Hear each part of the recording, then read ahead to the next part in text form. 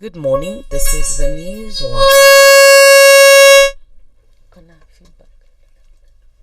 Good morning, this is the news wire. I'm Leah Ubaga. The government has stepped up border screening to prevent the spread of the monkeypox virus. Health PS Mary Mudoni said health officials have been border points to ensure that those entering the nation are tested for the disease.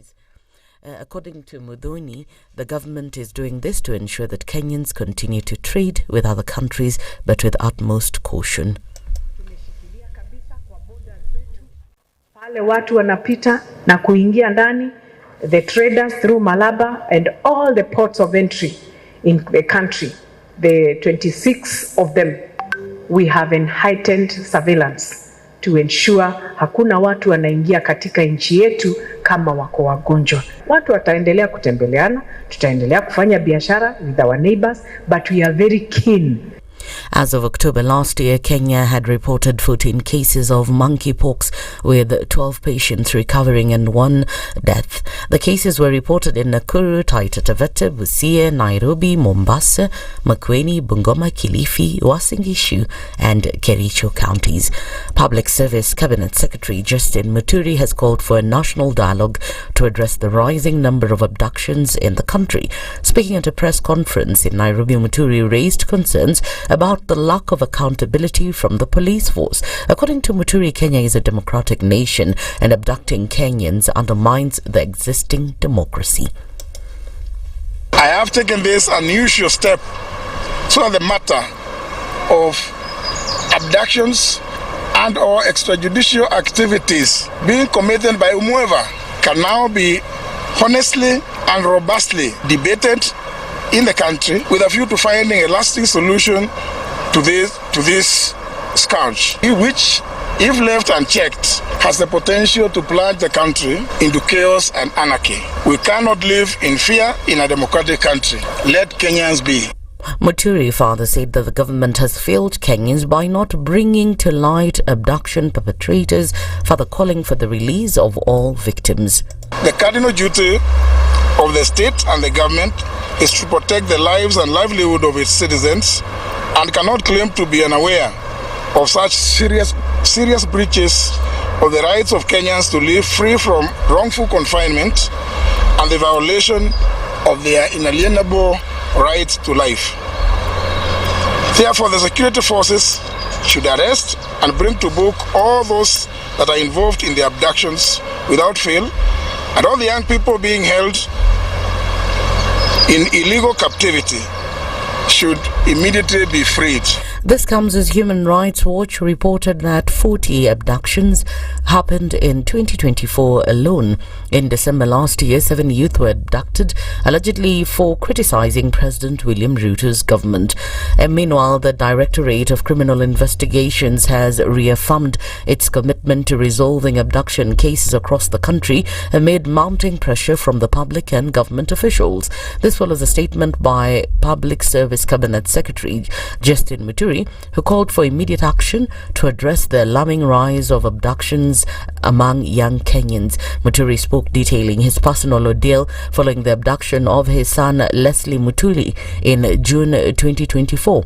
Leslie was reported kidnapped in Nairobi's Lavington area before being released, but the Muturi family was deeply shaken by the incident. That's the news wire. I'm Leah Ubaga.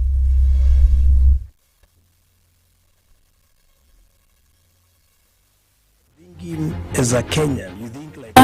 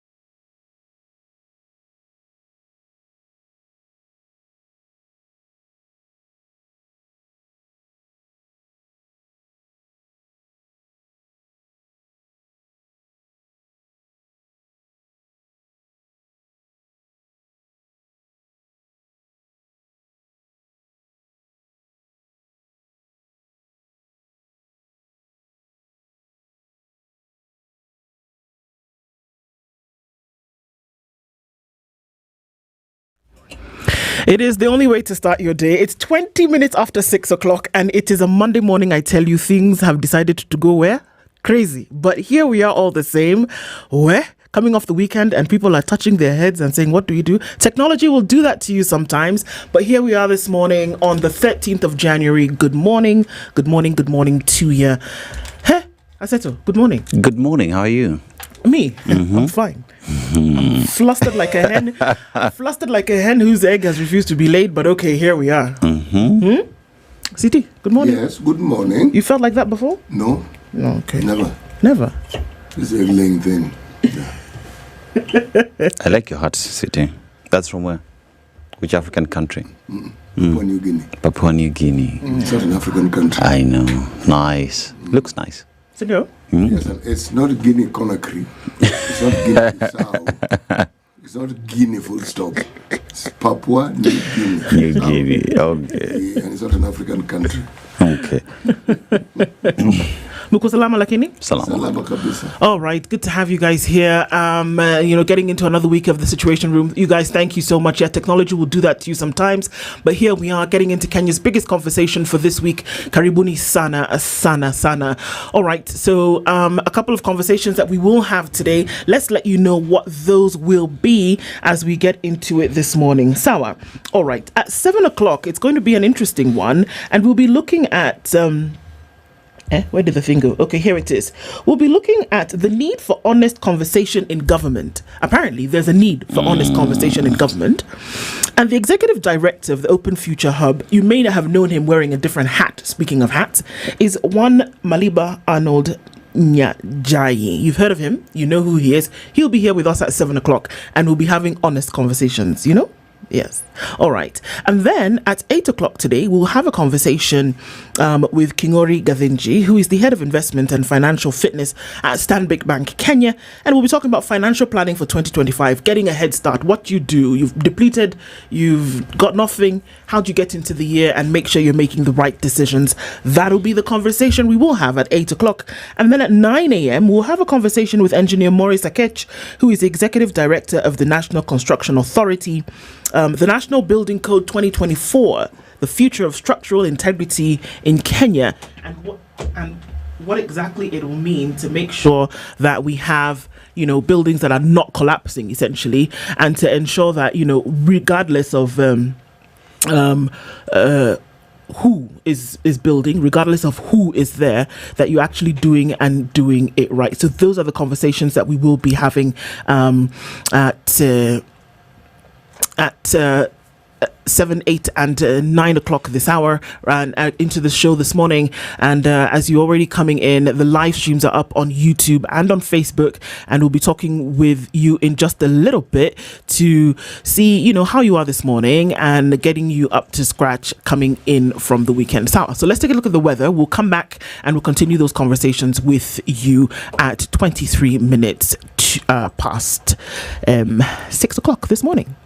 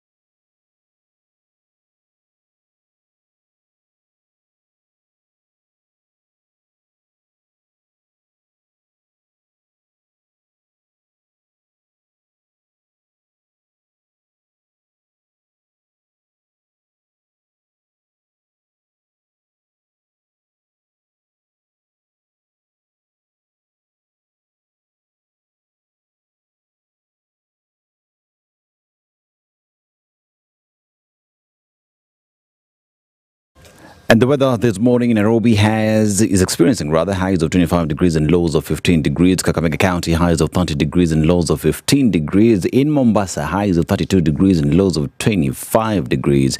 In the lakeside city of Kisumu, highs of 30 degrees and lows of 19 degrees. In Nyeri town, highs of 26 degrees and lows of 13 degrees. Now let's cross the borders to Addis Ababa, Ethiopia, highs of 23 degrees and lows of 9 degrees. Dar es Salaam, Tanzania, highs of 32 degrees and lows of 27 degrees. And in Paris, France, highs of 4 degrees and lows of -3 degrees. And in China, highs of 7 degrees and lows of -1 degree. That is the weather. These are.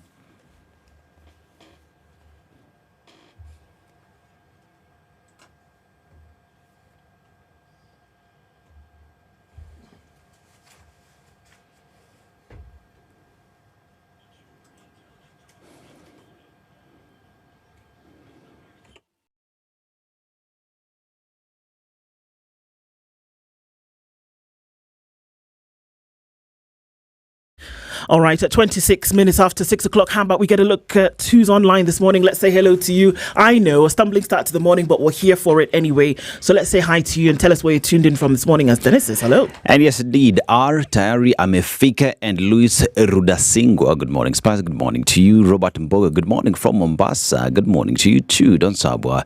The politicians are preaching vices and requesting for virtues. Ask CT, is it possible? He Kenya wa? How are you, Ndu? Me? Okay, so I'm fine. What are you supposed to ask me exactly? City, what do they expect to get? Who? Politicians. You see, the question presupposes that they employ a great deal of thought before they speak. I leave it to you to determine whether that is the case. Okay. Sarah Yegon, good morning. And good morning, SpiceFM, listening from Rongo, weather Ecofiti, that is George Adimo and Sir George Gashuri. Good morning, everyone. Happy Monday and looking forward to a great show. Manchester is freezing cold. And Peter Chemurso, good morning, all from E10, home of champions. Mashari Njeru, good morning, Spice team. The Kenya political class should act as the adult in the room and stop this piecing contest with the young people. Okay. That is according to Mashari Njeru and Dominica Buga. Good morning. Good morning to you. Robinson Kisero from Hong Kong. Why does Ruto call out others for their artistic work while applauding those inappropriately abusing young people in his own entourage? We will not live in fear. Let him kill us all.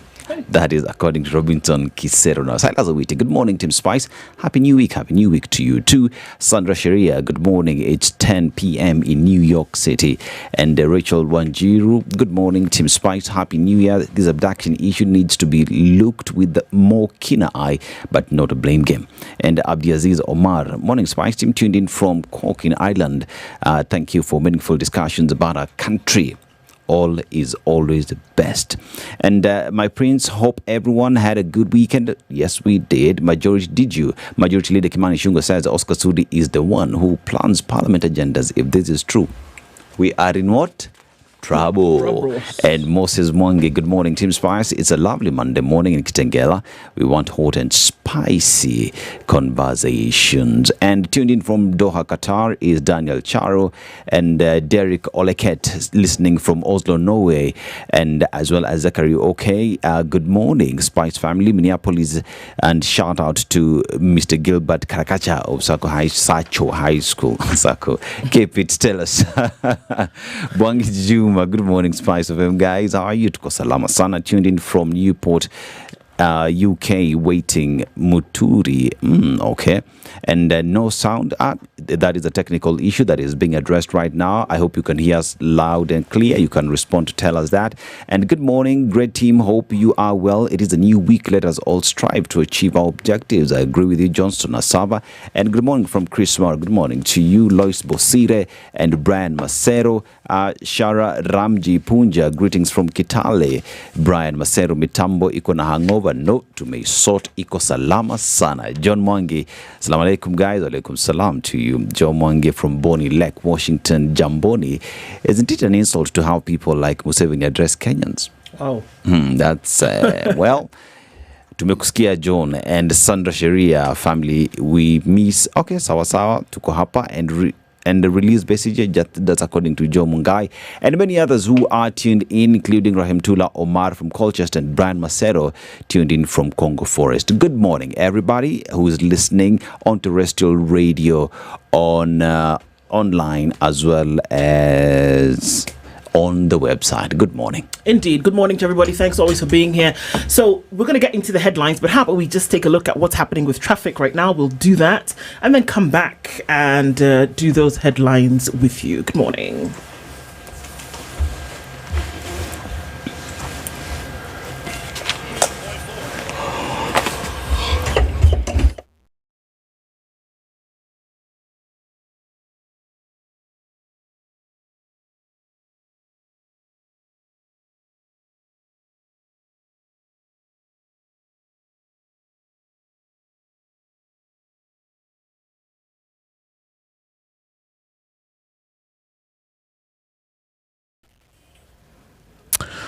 All right, taking a quick look at that this morning and seeing what's happening. I think we're pretty busy coming off of the Thika Superhighway for now, but we're not seeing any clog-ups just at the moment. We'll probably get to Survey without an issue and then into the CBD. That looks A-OK for now. Also, as you come off of Jogo Road, we saw a smidgen of traffic as you touch a little bit on Landis and then get towards the Kamkunji roundabout, but I think we're doing okay here as well. Monday morning. And not too much in terms of action. Coming off of Ngong Road, they're looking pretty good. And coming off of Waiyaki Way as well, getting towards Westlands, not too much of an issue here. All right, so still slim pickings. Let's see what happens as we get into the morning. And we'll talk through it all on SpiceFM KE on X, hashtag The Situation Room.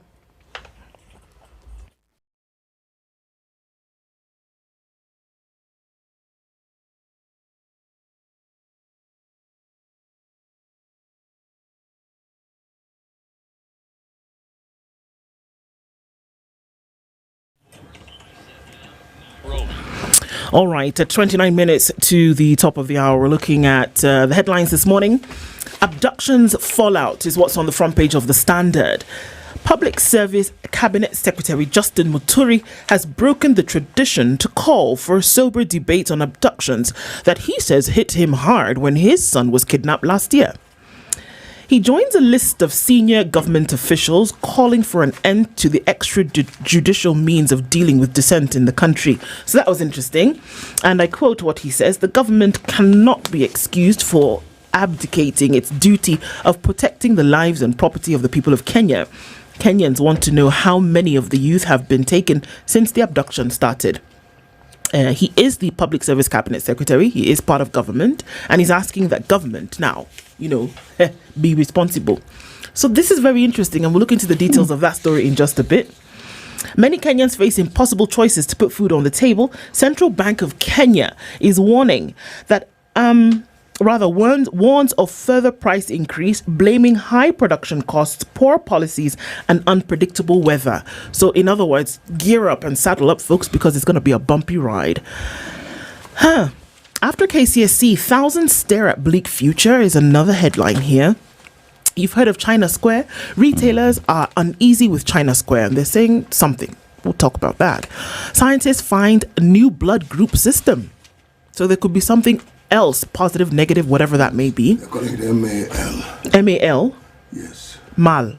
Mal. Mal en français is bad, by the way. Just Yes, oui. Oui. Oui. Yeah, so I don't know what that means, but I'm thinking that MAL is an acronym for something. We'll look into that in a bit. All right, so over to you, Dennis.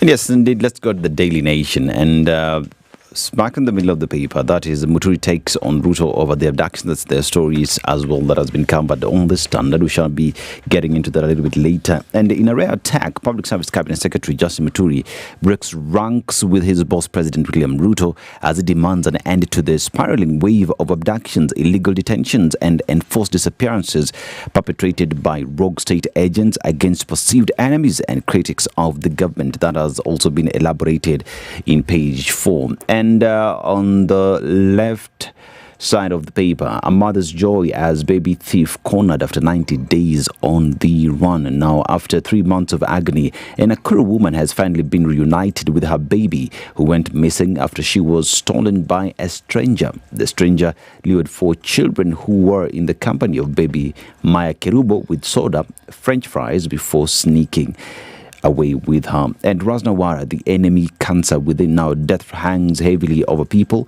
with cancer. It's always there reminding you of your mortality.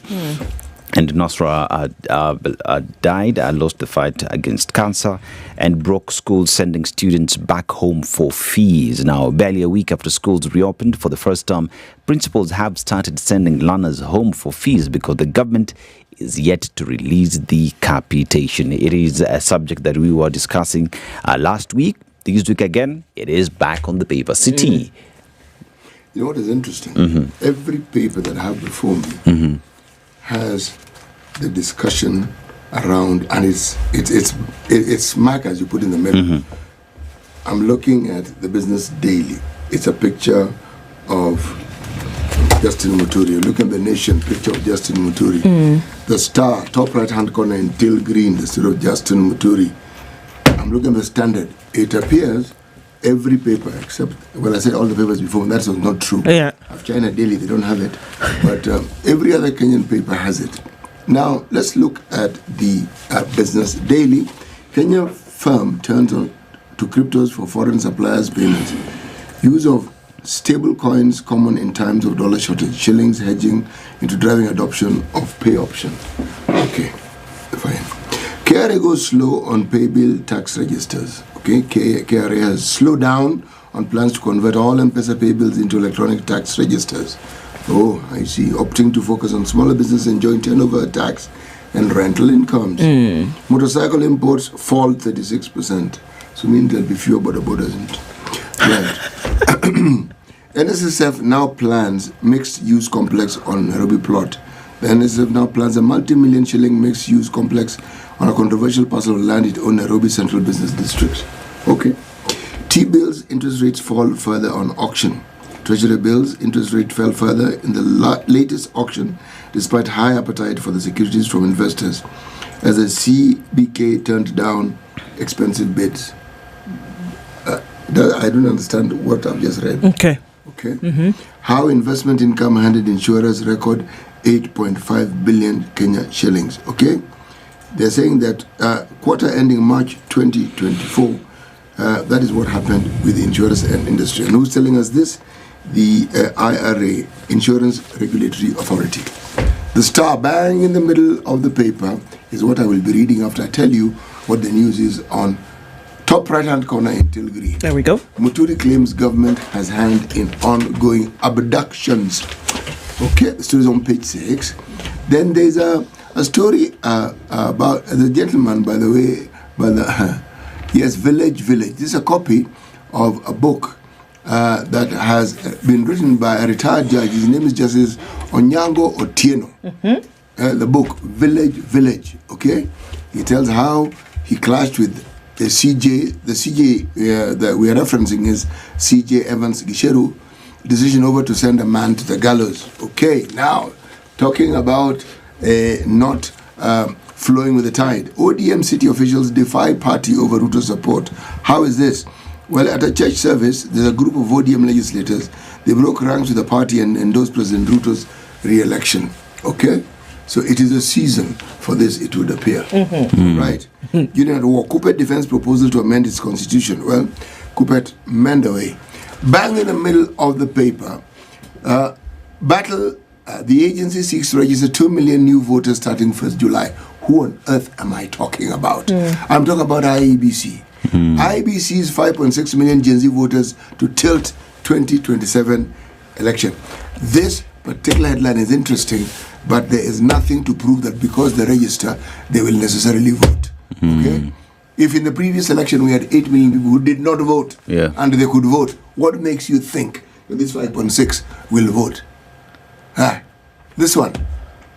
story. It looks like it's going. It looks like it's drawing that assumption from the current tide that is being witnessed in the country, where there is outspoken, expression of disdain for whatever may be going on. And so it looks as though that headline is grabbing onto that and saying that this will automatically translate to votes, which we know it's not necessarily the case. There are so many other factors that determine how people vote. Absolutely. Okay. And on the day itself. Not the numbers. No, not the numbers. That is this equals this. It doesn't equal it. Sadly, you can't even equate registered voters to an actual vote on the day. You can't. And then also with the stuff of Houdini, you cannot even equate actual votes to a win or a loss. No, you can't. You can't. And then there's something called a server. Exactly. And if there's a guy called Jose, things could... And the cloud. This one. You're talking about an election that is already being planned, whose outcomes are already being planned for now. Okay? Come on. Yeah. And then we're saying we register 5.6 million Gen Z voters, they'll tilt what? And the person who's actually working on registering is not doing anything to push the government, making sure that the commissioners who run the elections are in office. IBC is actually there. It's the commissioners who are not there. Yes. The commissioners are needed in order to do what exactly? To perform they don't. It's a secretariat. We don't have an election. We are saying register them. We don't need the commission to register. No, of course you don't need them. But what does that mean? Look at the reasons as to why somebody is going to want to hold this thing. Have commissioners in place, and you know very well that have commissioners in place, you move the thing along. If you register these guys, there's going to be an impetus or oomph to have the rest of the process then completed. So do you think that it's in anybody's interest to hurry the process along? It's not. No. Definitely not. My dear, every 10 years, we have a census. Census, yeah. Now, one of the things that we do is we also decide how it is we're going to sort out boundaries. These boundaries, I'm speaking of, are political boundaries. Yeah. Right. If the numbers of people have increased, for instance, Nakuru is now a city. Yeah. Okay. It begs the question: should we then not have more constituencies? Right. Or are we going to change all this thing, collapse some constituency so somebody has a much larger population? These discussions have been held in abeyance. We haven't had them, and we must have them. Exactly, and this is what I'm saying, CT. That there is a reason why there would be interested parties who would wish that you would not have the conversation, because should you have the conversation, then these realities become bare in the public eye, and then there will be the push or the demand for you to actually get things done. If somebody has any reason to delay this, having a public conversation is the last thing that they want to happen. Having said that, it is important that we talk about it anyway. Yeah. So we look at some of these stories. Yep. Let's look specifically at this Justin Muturi story. Okay. I don't want to spend too much time on it, but let's do it anyway. So he's come out very clearly, and the story is carried on page 4 of the Standard, and of course in all of these other papers like you mentioned, CT. Excuse me. So I've seen another thing, but I'll tell you about that later. On page 4, split on abductions widens as CS Muturi criticizes state for inaction. Now, I just, before we even go to the story, we talked about this earlier. Yeah. Why now is the question that a lot of people want to ask. Why now? Your son was abducted, released in June, still a couple of days after that. But you wait until January 2025 to say something about this. Or did you suddenly feel the pressure of the nation on your shoulders to say, no, guys, actually, these are questions that we must answer. The government, which you form an integral part of, is who you're calling on now to be responsible as concerns the abductions of young people in the country. Where were you? Were you under the bed somewhere? Were you in the dark? Were there cobwebs? What was happening? It's popular to do so now. Of course. Yes. So then one must ask, are you really interested then in the lives of those who are being abducted? Are you really interested in the situation in the country? Or does your interest now lie with what could happen to you in terms of political expediency and who you should be on the right side with later? Questions must be asked. Yes, is this an opportunity for you to raise your profile? Because exactly. You talk abductions. Man, you are on every paper. Yeah. And you are you not? Every. Yeah. And it's right in the middle. You cannot, even if you wanted to, you will see. And actually, even the DCI sent a a statement over the same, and what the DCI said is, we wish to reassure the public that most of the abduction cases that were reported to the police have been successfully investigated and are now pending before court. Now, the alleged case of abduction involving CS Justin Muturi's son is active before DCI Kilimani. Considering that only the son volunteered to record a statement, we wish to invite CS Muturi and any other person with information on the incident to record statement with the DCI Kilimani. So that they can help with the investigation. Yeah. Because we need help. At the time, he was the Attorney General, right? At the time his son was abducted, he was the Attorney General. Yeah. One of the highest leading legal office. He was the government lawyer. Government advisor. Advisor. Legal advice. Oh. Then you go to. But on that hangs the tail. You see, the question of the convenience of all this has to be asked. Yes. Because the question is, did you go back home, realize the volatility, the people in your region saying, we are playing cards this side, Mlima imegeuka. So now you come back and say we need to discuss about abductions, because apparently the former deputy president is talking about it and calling out the government on it. Yes, because the guys who normally talk about it, the boss is going to the AU. Yeah. So we can't really talk about it because we need the boss to be in the AU. Must be in the AU. That's a group that normally talks about it. But they haven't spoken about it. They have actually. Their Secretary General speaks quite a bit on the Secretary General has been quite vocal in the last couple of days, and he's basically saying, I'm telling you guys, you're going to cook yourself like an octopus. On hot fire, because what's happening now is not good, basically. Yes, I mean, not in as many simple words, but this is along the lines of what Edwin Sifuna has been saying. Yes, it is. But even when you talk about matter to do the abductions in the country, lest we forget that the abductions have happened even to foreigners. Kiza Besigye, for example. And we have also the Tanzanian rights activist who was abducted in Nairobi. And that is a story on page 5. It cannot be said that we discriminate. I mean, if you want to be abducted, anybody... Kenyans, but we also abduct East Africans. Yeah. So, and even Turkish nationals. Yeah. As I said, we don't discriminate. We don't discriminate. We have a wing that deals with East Africans, and we have another that deals with other foreigners from other countries outside our borders. Yes. So we are inclusive. Yes. All inclusive. It's broad based. We are self-contained. It's broad based. Good grief. Yeah. Okay. I don't want to, but I have to remind you guys that broke schools are sending students. Am I allowed to continue with the story? You are. Yes. Broke schools are now sending students back home for fees. I need to remind you guys. Schools opened when? On the 6th of January was Monday. On the 5th of January, there was a news bite. And this was interesting because the Ministry of Education chose to announce that on Sunday evening, that capitation has been what? Released. Has been released. And that schools were going to get it by when?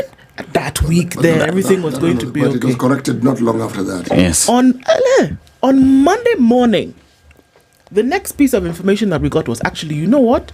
Yeah, it has been released, but we're still sourcing for our minds. It has been released. End of the month. Yeah, but we're still sourcing for money. So 31st of January is when now.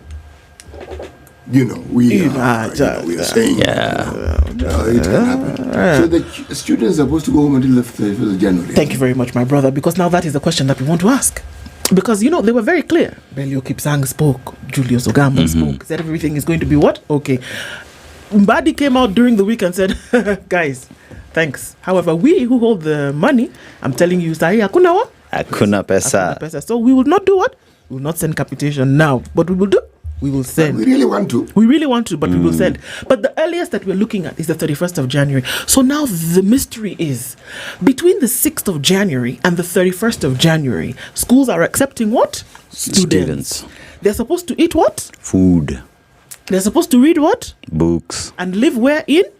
School. Okay. With what money? Zero money. Thanks. Now, as a result of that, broke schools are sending students back home for fees, because at least if we had received some money from government, we would have been able to, How are we patch defining things. these broke schools? I know it's been written there, but Broke equals no money. yeah, but so schools only depend on the capitation. No, in fact, Bello Kipsang will tell you that actually, you know what? This money that we send to school is actually for tuition. So this other money, you guys should have it anyway. That's the argument that he will give to you. So broke equals no money. But let me tell you, barely a week after schools reopened for the first term, principals have started sending learners home for fees because the government is yet to release capitation. Kenya Secondary Schools Heads Association officials led by National Chairman Willie Kuria yesterday said the administrators had been pushed to the wall with no alternative but to send the children back home. Let me give you some numbers. 64 billion is the money the government is yet to release to public schools. This amount has been accumulating over the last 5 years. There's a picture here as students head back to school, in this picture taken in Eldoret city on Monday last week, when schools reopened for the start of the academic year. Now, schools have said, you know what, I'm glad that you're here, but now that you do not come with fees and that the government, who has not sent us the money that they're supposed to send us, come and go and be going first. This is a very sorry state of affairs. Very, very sorry state of affairs. It's just not even funny at all. So now let me tell you what they're telling schools. They said that we have begun sending children home because we have no choice. Principals are very desperate. What will these students eat while in school? So it's better that they go home and maybe be taken care of by their parents. The only alternative and safer thing to do is to send these learners home. If they stay in school, they will riot. You understand? It's unsafe to keep children in school without resources, says Mr. Kuria. Some schools began sending learners home on Friday. We were not given enough capitation last year. We're not even talking about this year. He goes on to say that there was a deficit of 7,000 per student in the country. 7,000. And every other year there has been a deficit of a similar amount. Remember what I told you about 5 years? That's the case. Now, for 5 years now, the capitation balance is over 64 billion shillings, which means there is an accrued debt in schools. Kuria, who is also the Murang'a High School chief principal, said as schools closed for third term last year, the institutions had not paid workers, including teachers hired by the Board of Management, due to lack of funding. He said that his school, with a population of 1,800, has a debt of 20 million shillings, including for electricity, water and stationery. According to the chief principal, some schools have had their electricity and water supply disconnected due to huge bills, and it goes on and on and on. Now get this, boarding schools normally rely on Form 1 admission, but due to the phasing out of 844, the institutions are facing financial challenges. This is an emergency because suppliers cannot give us supplies. Suppliers have said, been there, done that, bought the t-shirt, we are not doing it again.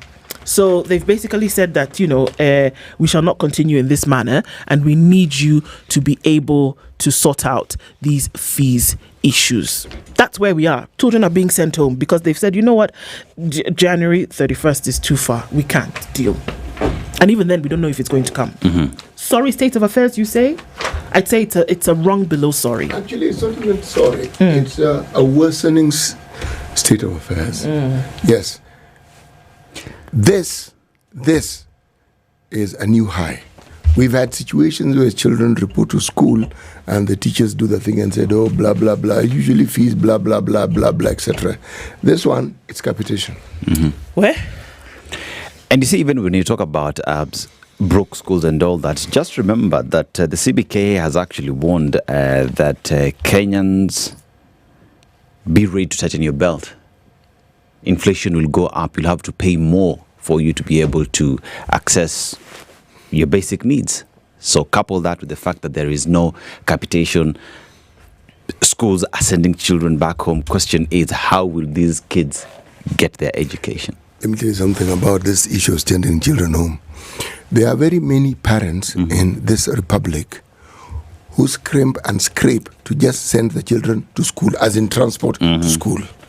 And the understanding that the child will be in school for 3 months, in which time they will have been able to look for more money to actually bring them back home, isn't it? So now, if you tell the children to go home immediately,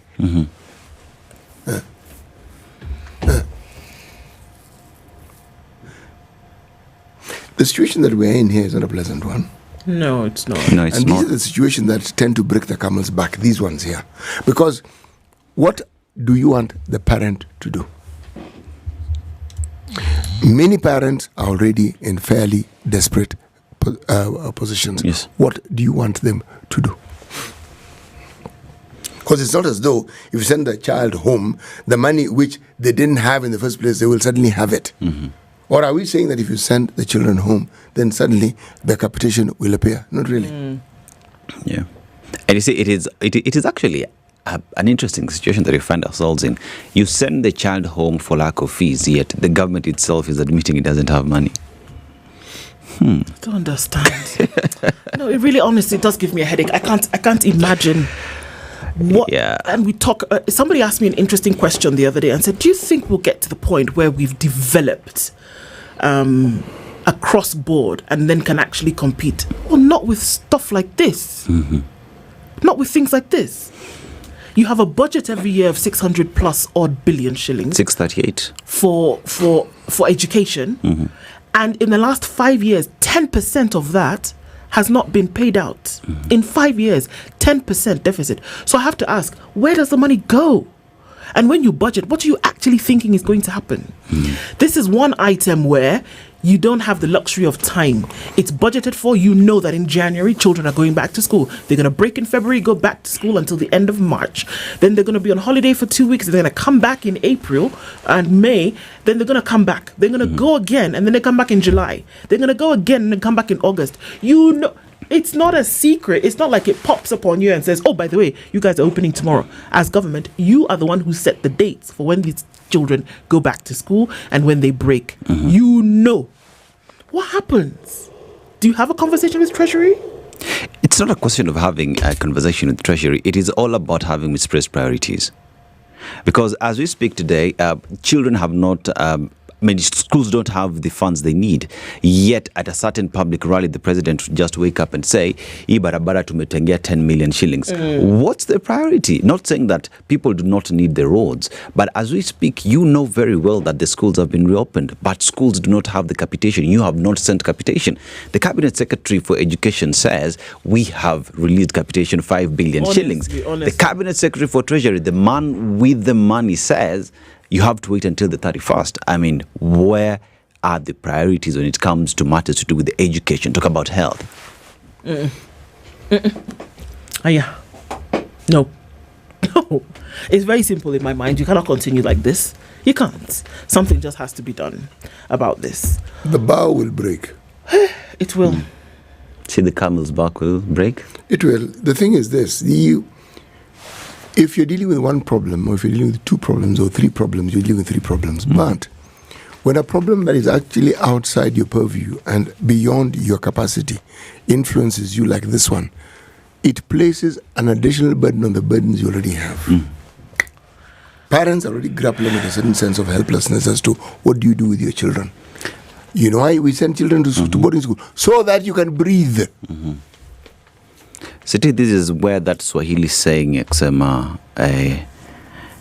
mwiba kujidunga mbi pole. Exactly, because the government is it's just problems it's inviting on itself. Yeah. And on that we can't say we are sorry, just have to say do it right, because we can't continue like this. Indeed. Okay, let me tell you one more story that might, just make you feel a little bit happy. Mvurya insists Kenya is ready to host 2024 Chan. Really? Right. Despite Kenya lagging behind in terms of infrastructure development compared to its neighbours, Sports Cabinet Secretary Salim Mvurya remained confident Sunday that Kenya will co-host the delayed 2024 African Nations Cup Chan next month. Next month.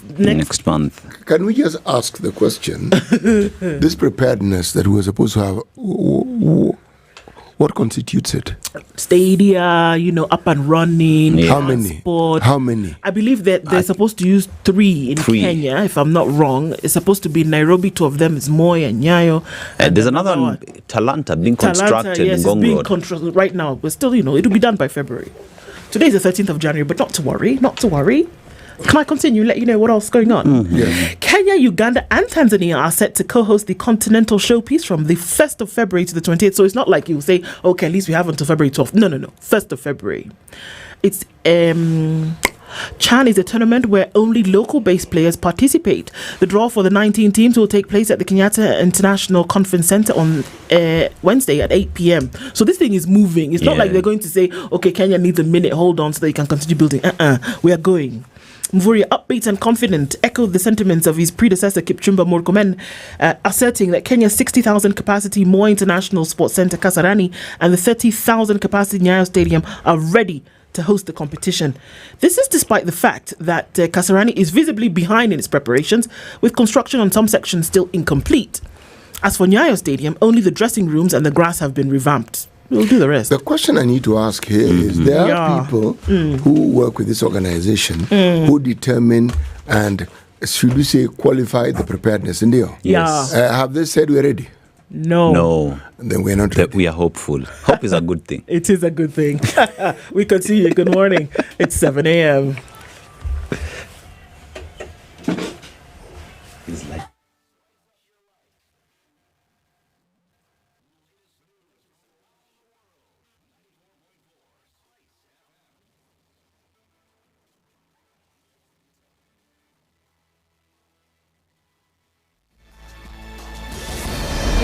This is the News Wire. I'm La Obaga. Former Kiambu Governor William Kabogo is among the 3 CS nominees who will appear for vetting before MPs tomorrow.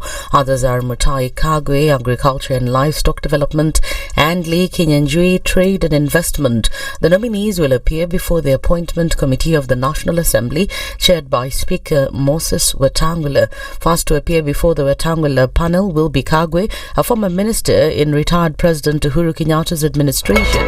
Kabogo, who is on the verge of making a comeback on the public space, will be vetted, followed by Kinyanjui. And Maria Surungi, the Tanzanian activist and media editor kidnapped in Nairobi's Kilimani neighborhood yesterday afternoon, has been released. Surungi was abducted by 3 hooded and armed men at Chaka Place, where she had gone to a hair salon. The men blocked her taxi some minutes past 3 p.m. and bundled her into a waiting Toyota Noah before driving her away. She was released later in the evening after human rights groups such as Amnesty International Kenya and the Law Society of Kenya took up the matter. This event comes as Public Service Cabinet Secretary Justin Muturi has called for a national dialogue to address the rising number of abductions in the country. Muturi raised concerns about the lack of accountability from the police force. I have taken this unusual step so that the matter of abductions and or extrajudicial activities being committed by whomever can now be honestly and robustly debated in the country with a view to finding a lasting solution to this scourge, which, if left unchecked, has the potential to plunge the country into chaos and anarchy. We cannot live in fear in a democratic country. Let Kenyans be. Muturi further blamed the government for failing to bring those behind the abductions to book. The cardinal duty of the state and the government is to protect the lives and livelihood of its citizens and cannot claim to be unaware of such serious breaches of the rights of Kenyans to live free from wrongful confinement and the violation of their inalienable right to life. Therefore, the security forces should arrest and bring to book all those that are involved in the abductions without fail, and all the young people being held in illegal captivity should immediately be freed. This comes as Human Rights Watch reported that 40 abductions in 2024 alone. Nyeri Catholic Bishop Anthony Muheria has criticized politicians who engage in political activities at funerals. Muheria termed the move as an insult to the bereaved families, further criticizing the abducting of Kenyans who are against the government. Even in funerals, it seems that we are not even giving respect to our own parents and ancestors. We've lost all kinds of decorum and respect must we dance on the coffins of our loved ones so as to be popular? Our dear leaders, you must change this music. Have we lost even the moral decency, the conscience of knowing that we are humans who fear God? We can't be commenting in jest about abductions. It doesn't matter who is guilty of whatever crime we say. That person has a soul, that person has a right. His life is worth more than those few remarks in jest that you make. However, some of President William Ruto's allies, led by Kericho Senator Aaron Cheriot and Kapseret MP Oscar Sudi, have urged Maharia not to get involved in government affairs. Hapana kuja kutuambia ni kama wewe sasa wewe ndio Mungu, wewe ndio unafungua mlango. Hapana, sisi wote ni binadamu. So tuheshimiane kama viongozi wa kanisa. There is no authority, even you as a spiritual authority in church, ati unaweza kumpatia ruhusa useme nataka sadaka ya Gikaria, sitaki ya kiburi. Hiyo ni mambo ya kutoka kwa shetani. That's the news wire. I'm Lea Ubaga.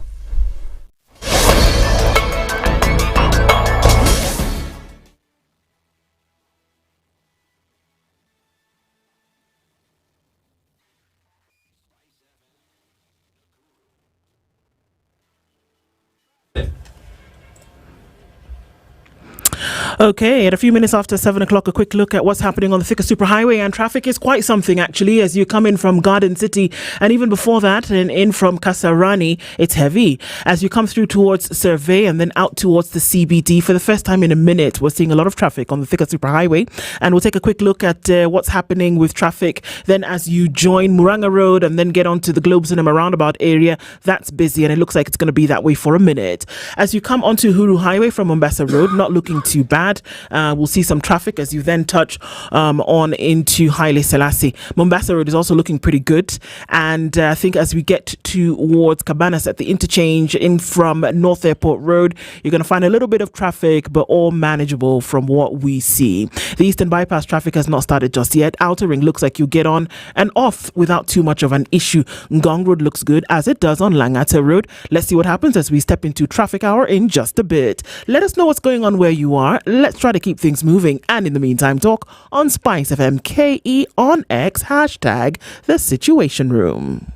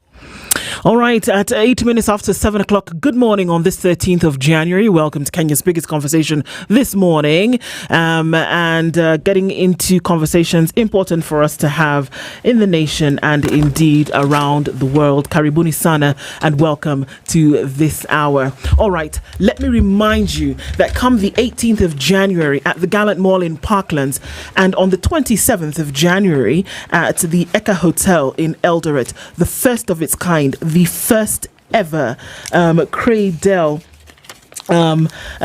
conference is taking place. Now you ask me, conference? What? Cradle? What? All right, let me put it to you like this. It's hosting its first ever annual study abroad conference. Cradle is Africa's largest study abroad platform that uses cutting edge technology and its expert student counselors to help students search, match and apply to over 600 universities in 45 study destinations. It's happening in Nairobi on the 18th and in Eldoret on the 27th. It's the first of its kind ever to be held in Kenya. You need to register because you'll hear from the top destinations in the world. You'll hear from counselors. You'll hear from experts. You'll hear from folks who tell you how to get your student visa. You'll hear about accommodations. You'll hear about the best career choices to make and the best universities to do them at. You'll also be able to experience the battle of the university destinations. Great stuff going on for a full day and not just hours. The entry is absolutely free, but we're going to need you to get invited. What do you need to do? You need to register. Go to www.cradel.com. That's CRAYDEL.com. You register there, or you can also call 0799 000 and somebody will be able to walk you through. It's the first of its kind. You want to do it. You want to go. Okay, so getting into this hour, our guest for the hour is seated. You know who he is. We've talked with him before. He's no stranger to the Situation Room, but today it appears as though he's wearing a different hat, and maybe he can say yes or no to that this morning. Arnold Maliba, good morning. Good morning, how are you? Very well. How are you doing? I'm doing fine.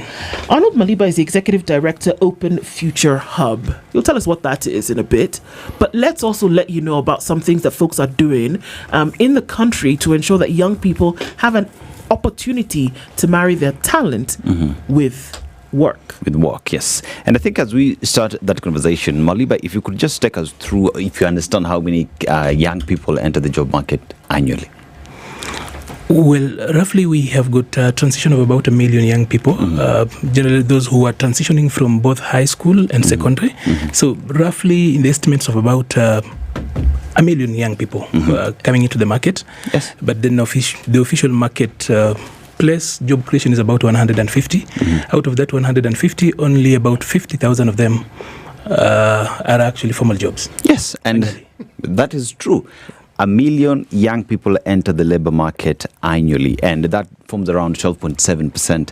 And because that is a problem not only in Kenya but in the African continent, KCB through its foundation to Jajuri platform has decided to come in and sort out this problem. And how are they doing that? They're making sure that they equip the young people, they upskill their skills, and making sure that they are able to get into the labor market with skills and even certification so that they are able to ply their trade. And KCB Foundation established the program in 2016 to empower and equip unemployed young people, and it combines vocational skills training, business development training, access to finance and business mentorship, and is designed to prepare them for entrepreneurship, thus spurring growth and development of micro and small enterprises across the communities. Now, the youth in these sectors are trained in different arrays of fields that include construction, manufacturing, beauty and personal care,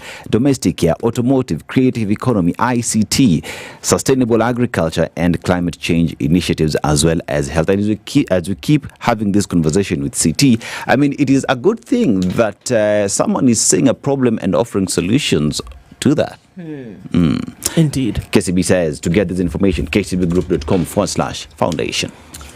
Fantastic. So, I mean, Arnold, again, you're not new here. Yes. But we're going to welcome you all the same. Okay. CT's gone to another African country this week. We don't even know where it is yet.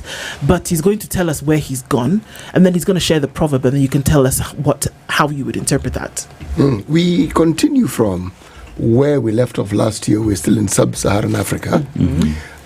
This particular country has many distinct things about it. One of them is that it's home to the majority of the world's mountain gorillas. Voila. Okay?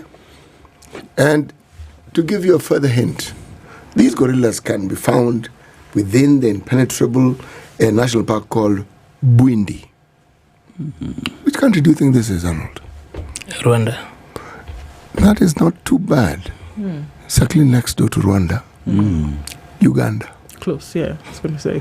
Remember, one of the things about East Africa, or many countries on this continent, we share borders that don't really exist. And the fellow citizens of this particular region are called animals. They know.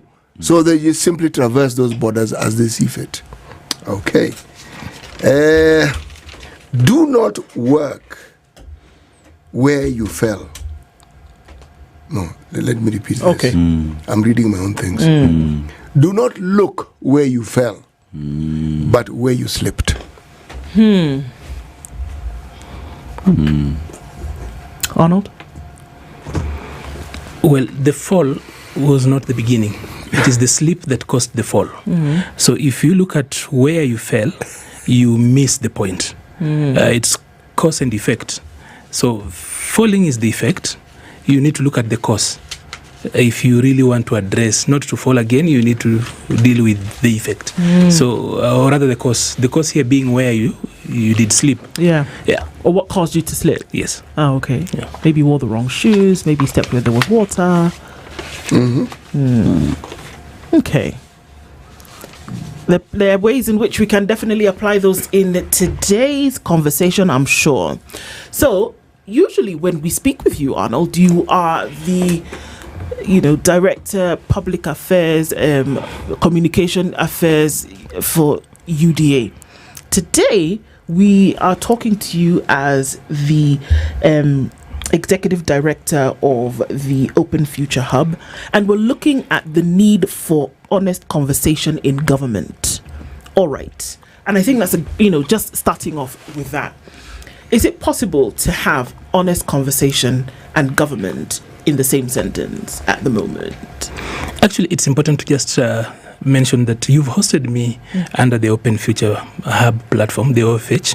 I had taken a little bit of a sabbatical just for a year. The Open Future Hub simply is a platform that enables an open future. Literally, where we are going is actually about an open future. And it focuses on 5 things majorly. Number 1, markets. You realize that markets, like the animal City has spoken about, really don't know boundaries.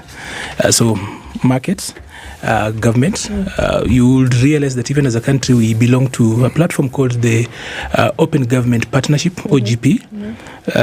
Then society is continuously being open. There are some cultural and societal barriers that we had erected, and over time, of course, they've collapsed. So how do we then ensure that that works well? And of course, ideas. There are very good ideas that will make sense in Uganda, but they are in Kenya. So open ideas and how we actually take them across. And then, of course, importantly, all these speak to one thing, progress. Yeah. Okay. So you asked a question. I did. When we talk about honesty and government. There's an American president, of course, who said that honesty is the best policy. It still is. And especially in difficult circumstances, in times as to where we are now, it's important that when we look at government, it's not necessarily those people who are in power. It should be about all of us who are stakeholders. You've realized that citizens no longer can actually isolate themselves from government, because the Constitution 2010 makes them co-governors. Public participation does not make you an outsider. You are not coming, it's us versus them. Yeah. It's all of us working together. So the issue of honest government conversations and having an open way of dealing with public management is one we need to look at. Especially, we've come into a new year, and you can actually realize that there's a lot of fire. Like yesterday, the pulpits were hot. There were stray bullets left, right, and center from one side. Some targeted. I don't know if they were stray. I think they were targeted bullets. So it's time we actually have an honest conversation as a nation, not just as a government, as a nation. I think the last time we had an honest conversation in this country was in 2008, 2009, and 2010.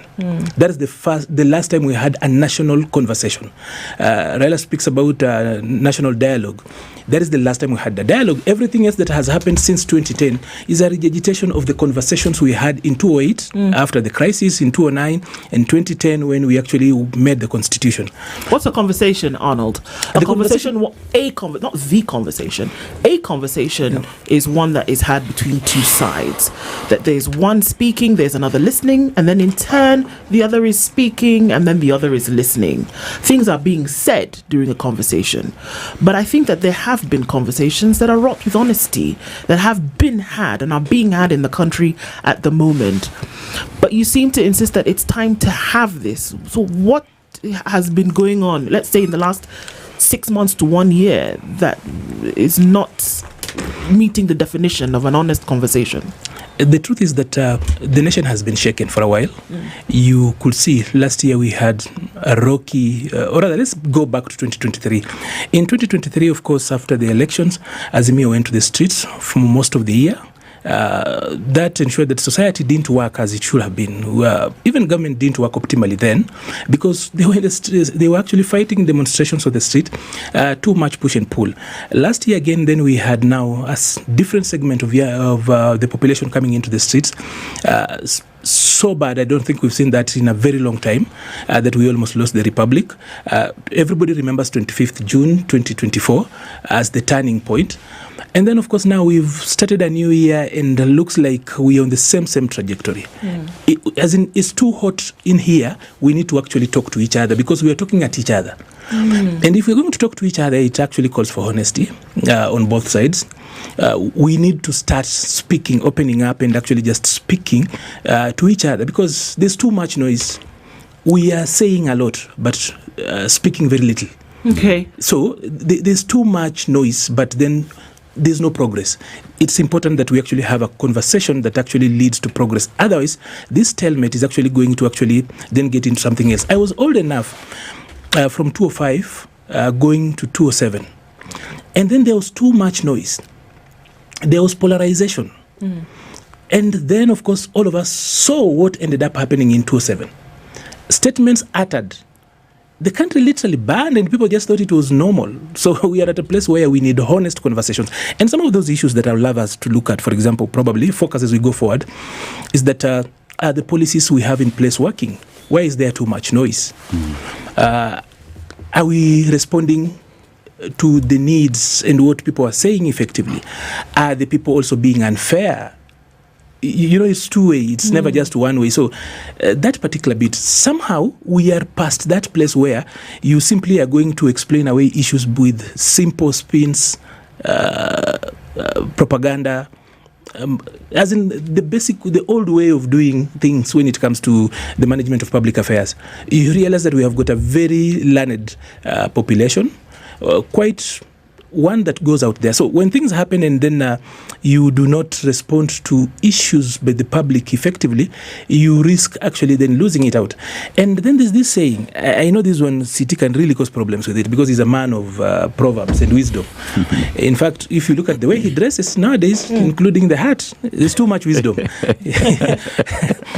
So they say when a madman of the village starts making sense, then the village is lost. You know, some people that ordinarily you wouldn't expect to be making sense the conventional Kenyan way are now making sense. Are they? As in, they speak and the masses say, okay, they make sense. You know, conventionally, every society has got a way it defines its madman. You know, madness is not standard. Are they making sense, Arnold, or are they telling the truth? And we can give an example and not even be afraid to do that. That's what I'm saying. If the village madman starts to make sense, that village is actually mad. If it takes the village madman, and allow me, for purposes of actually sending this point home, if people like Salasia start to make sense, if people like Commander Nganga starts to make sense, then we need to actually ask ourselves, what's happening here? Because ordinarily, in the hierarchy, conventionally, the way this country sometimes tries to think is that they normally are an overlay. They are not the norm. They are the exception. Are we saying that when the society in general realizes that certain people who did not represent normalcy now seems to have become mainstream, that there's something wrong. Maybe there's something wrong all along. Maybe they were making sense all along. Yeah. Maybe it's a society that was mad. Yes. That was not paying attention to what it is that they were talking about or what they were saying. Because to understand what I'm saying, you're saying normal society. Well, we're talking about maybe public opinion. The two examples you've given, these people have huge followings. Yes. So, and it didn't start yesterday. Mm-hmm. So what is it about these people that gives them a following? What is it? There must be something people see, unless you're saying that those people who follow them fall in that category of people who you say are mad. I think as well, even as you've given us a proverb, I'll give you another one. And in Swahili they say, mjinga kirevuka, mwerevu yutabani. You realize. And when we have this discussion right here, it is a question of, there have been conversations that are ongoing. Kenyans have been speaking, but has the other side, the government, been listening to them? Has there been honest conversation between them? Because the feeling out here is Kenyans are not being heard, but decisions are being shoved down their throats even when they are speaking. So honest conversations, clearly, there is a side that needs to come to the table with clean hands. And there's a component of honest discussion that must be understood. The key thing that underpins a honest conversation is those who have it are grown up, okay? Or are in the process of embracing being grown-ups. And it often begins by understanding that you are a human being like everybody else, and in the process of living your life, you will make mistakes. Yes. Yeah, true. I think it's important that even the duty bearers also understand that they do not have this monopoly of wisdom and being right, so that we talk to each other. You know, ordinarily I've realized that there's a notion that if you are in government, you cannot accept any mistake. No, you cannot possibly be wrong. You cannot possibly be wrong. Now, when you get to a place where people ordinarily, again, allow me to talk about madmen differently, people who ordinarily will not speak. Somebody like C.S. Muturi is one that is not known to be on the edge. He's not a blabbermouth. Yeah. So he's not that person that you'll say actually gets to the edge. Once you see such like cracks, then you realize that there's need for us to talk to each other. We are not doing that. The issue of abduction specifically, I don't know whether to call it a policy or whatever. You know, Nairobi has got a diplomatic status that only rivals probably South Africa. That if you were to go away elsewhere, you have to go to Europe.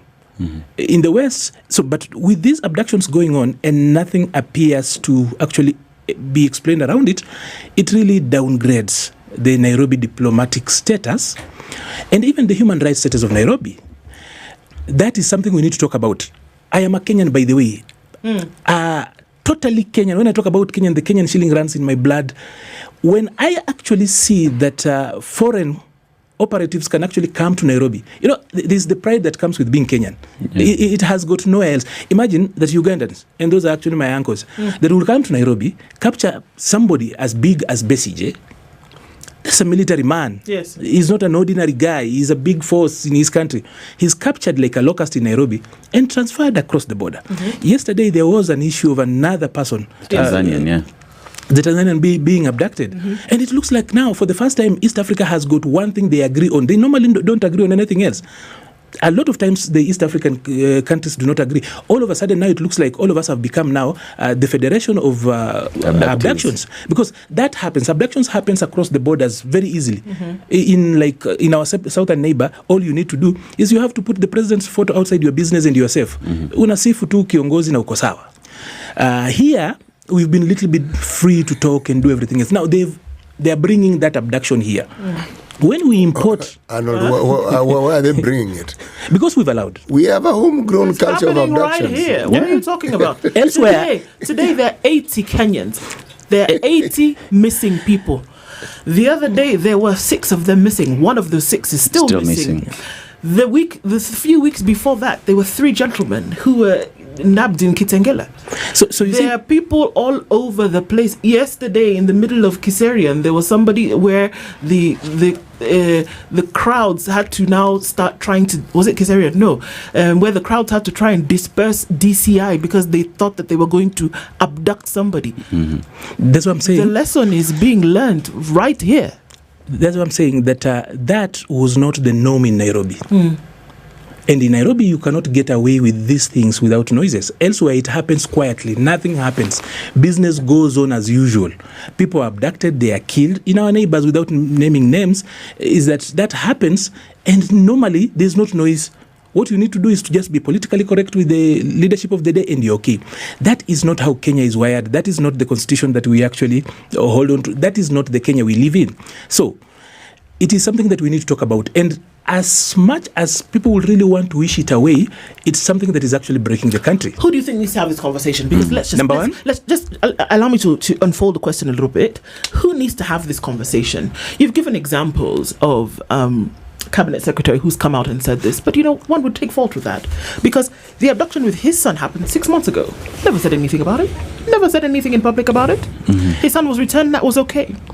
The former deputy president has been speaking. Immediate former deputy president has. We can just call him the second. Okay, fine. The second deputy president. Or we can call him Rigathi Gachagua. Yeah.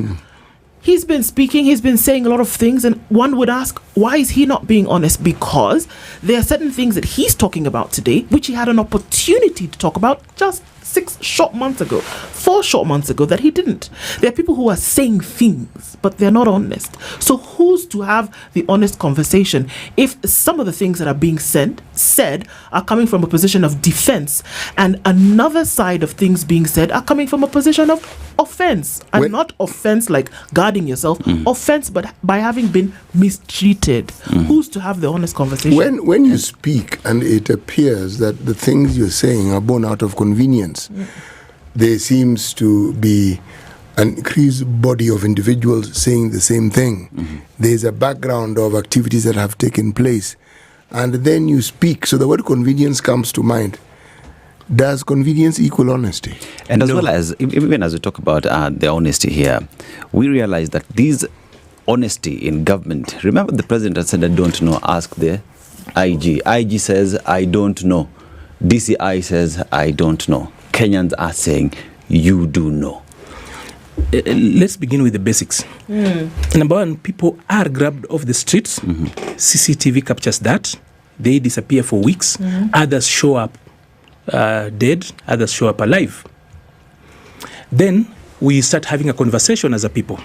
As we are having that conversation, there are those, quote unquote, in defense. And there are those, of course, naturally, who are opposed to it. So, the president speaks and says, this is a menace, it needs to stop. Effectively saying, I am not the one who is in charge. Then there are individuals who show up and say, they are defending. The IG of the police shows up and says, the police do not do such things. We are also looking into it. Then you find a politician picking up a microphone or a blogger somewhere picking up a phone and quote unquote defending. And even justifying and rationalizing why abductions are okay. So you realize that we are talking about abductions and somebody brings up something about discipline. Even calling people children. Those two things are not the same. They are mutually exclusive. If people are misbehaving, there is a way of dealing with it. And there is an abduction, it's a crime on its own. We cannot confuse, we can't conflate. Those two are not the same. So you bring in a communication that looks like the cause and effect that I spoke about, that probably people are disappearing because they are bad-mannered. Already what does that do? It rationalizes. Actually, it also tells you, it also reveals, and it tells you what that person understands with what is going on. And if you ask me, that is an honest conversation. The person actually telling you, this is how I think, this is how I feel, and this is what I would do. And and as well, Arnold, when you find that the people who are having these conversations and calling these children are people with close proximity to the president. But when I was talking about basics, look at this. The president has said, I am not doing it. The IG says the police are not doing it. But you pick a microphone and justify why people are being, somebody else picks a microphone and justifies that. So exactly who are you defending? You clearly are defending the abductors. Who are you speaking for? The abductors. But the funny thing is that then DCI does not reach out to those people who are justifying why people are being abducted. So that they assist with the investigations. Yes, because if you are defending, no, what as in city, if you are defending, what are you defending? So I hear you saying that government is not being honest. No, I'm just saying. No. The government, because the competent office, the spokesperson of government, the chief spokesperson is the president, right? Yes. The competent office that should actually be responding to these issues when it talks to the protection of lives and property of Kenyans is the IG, police. They have said they are not doing it. And somebody else, and somebody else is justifying. But then somehow, DCI does not reach out to that person to come and tell them what they know. Okay, you've given the ingredients. My question is very simple. Yeah. Please pause your question. This might be lost here. He's focusing on one individual. There was a conference that was held in Bungoma, and very many people also said the same thing. And that's what I'm saying. I stand up as the head of the house. If you are a lawyer, you take me to, I'm in court, I'm the accused, and I tell you, including telling the court, I did not do it. And then you show up as a lawyer and you say, my client did it because of. Do you really still represent me? Okay, now do ask your question. If you're trying to make a cake and you have eggs, flour, sugar, butter, whatever, you put them all together, it becomes a cake, no? Yes. Is the government being honest in its position right now? From what you have said, from these things, one said I didn't do it, other said I don't know, then you come and say this indiscipline has led to 1, 2, 3. Is the government being honest about what's going on right now? Now, that is where then we come to the definition of what is government. It's a yes or no question, Arnold. It can't be a yes or no. Yes, it is. Is government being honest because in its position right now? What will be government in that issue? Conversations that are happening as concerns the welfare of Kenyans and the right to not be disappeared. I will answer the yes or no, but I'll qualify first. First of all, what then would be government in this instance? If the head of state says, this is a menace, it needs to stop, and we will stop it, right? The IG says, we, the police. That is the constitutional office. Do not do such. We don't do such. But somebody else who appears to know speaks in the name of government. So then government has to sort its communication. Because if the chief spokesperson of government says this is wrong and it should stop, but somebody else in the name of government, then we need to ask which government is either of them speaking for. We only know that we have got one. So government has to sort its communication first so that then we are not speaking at cross purpose. Now we have got somebody who sits at the highest decision-making agency. The Council of the Wise, as gathered by the President, the Cabinet, coming out and saying that also his son disappeared. That then, before I respond to your question, this is it. When it comes to the issues of life and fundamental human rights, there should never be us versus them. You know, why I say this? Because I have for years run a leadership development program under different organizations, IFES, ELF, Open Future Hub, and some of the mentees that I had were in the streets. Some of them disappeared, and I know at least one who surfaced dead. Those are kids that I actually taught when they went first year, second year. I taught them about leadership and development. I introduced them to politics. They are doing the very, very things I was teaching them, and now for that, they get disappearing. So when you find people saying that you cannot be, there are people doubting abductions. Let's start from a place where people want to rationalize, to normalize and justify an illegality like abduction. The same will speak to all other policies. Are they working, for example?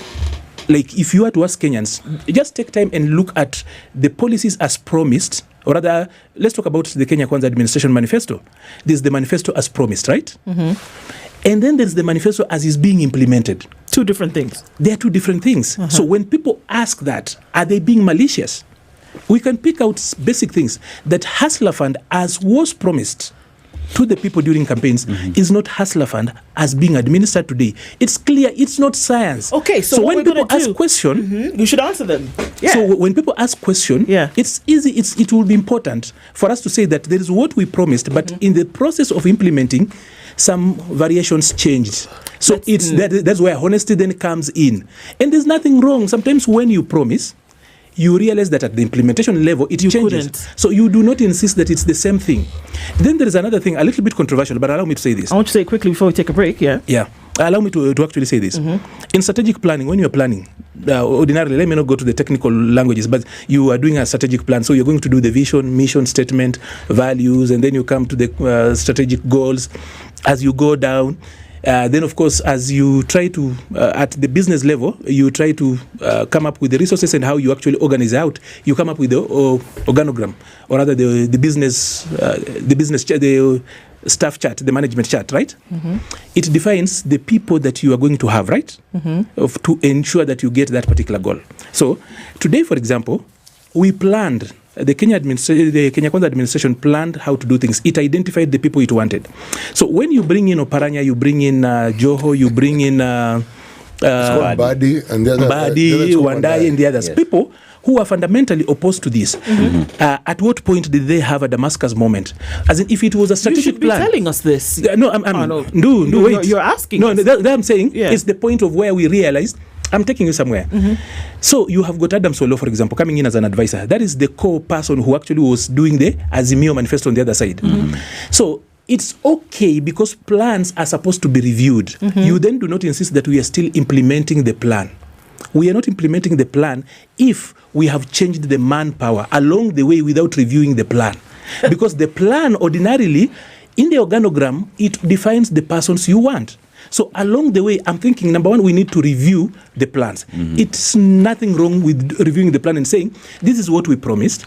We are not able to actually do that, or rather, the circumstances. And by the virtue that people came to the streets to complain about the policies that came out of the plan, it means that they were giving us feedback, right?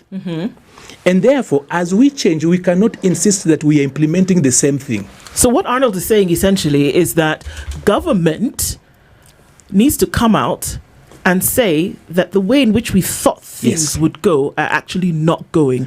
And you actually sitting in the position, I mean, you're wearing a different hat today, but sitting in that position should be able to advise and say, you know what, guys, it's time for us to actually tell people in Kenya what exactly is going on. No? Because we were talking about having a conversation, right? Yes, and having an open and honest one. The reason why we're not having a honest discussion is simply because circumstances have changed, the plans have changed, but we insist we are doing the same thing. And that is why, because this shouting, this left, right, and sound shouting is simply based on us not making progress on what we should be saying. If we only came to a place where we accept that things have changed and this is where we're going, it doesn't kill anybody. Let's take a break and take a look at what's happening with weather and traffic. We'll continue our conversation with Arnold Maliba this morning, and we're looking at, all right, is it time for government to have honest conversations, or is it time for us to have honest conversations with government? How exactly will that work? It's 20 minutes to 8 o'clock.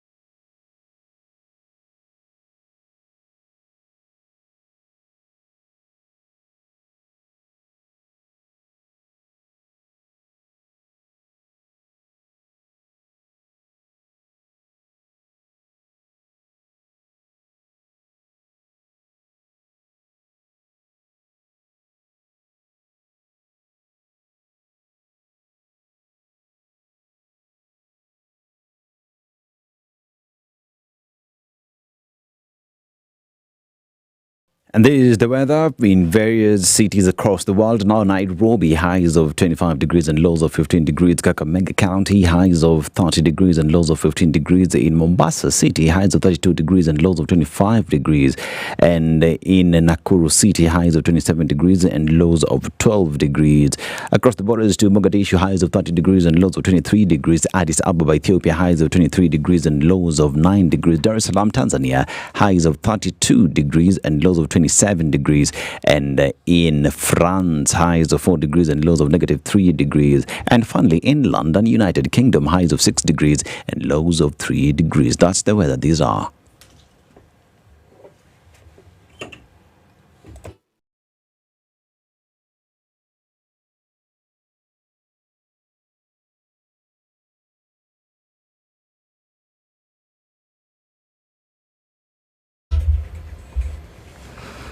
All right, taking a look at what's happening coming off the Thika Superhighway for the first time in a minute. We've had some proper traffic on the Thika Superhighway where it's starting to close.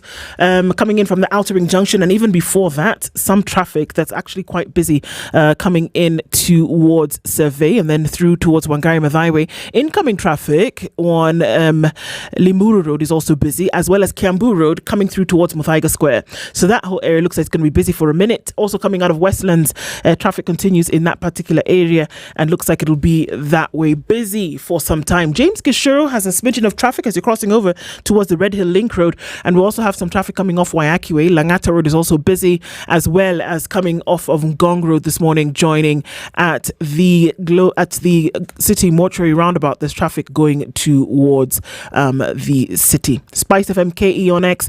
Talk to us there. Hashtag the Situation Room, and let's keep moving this morning.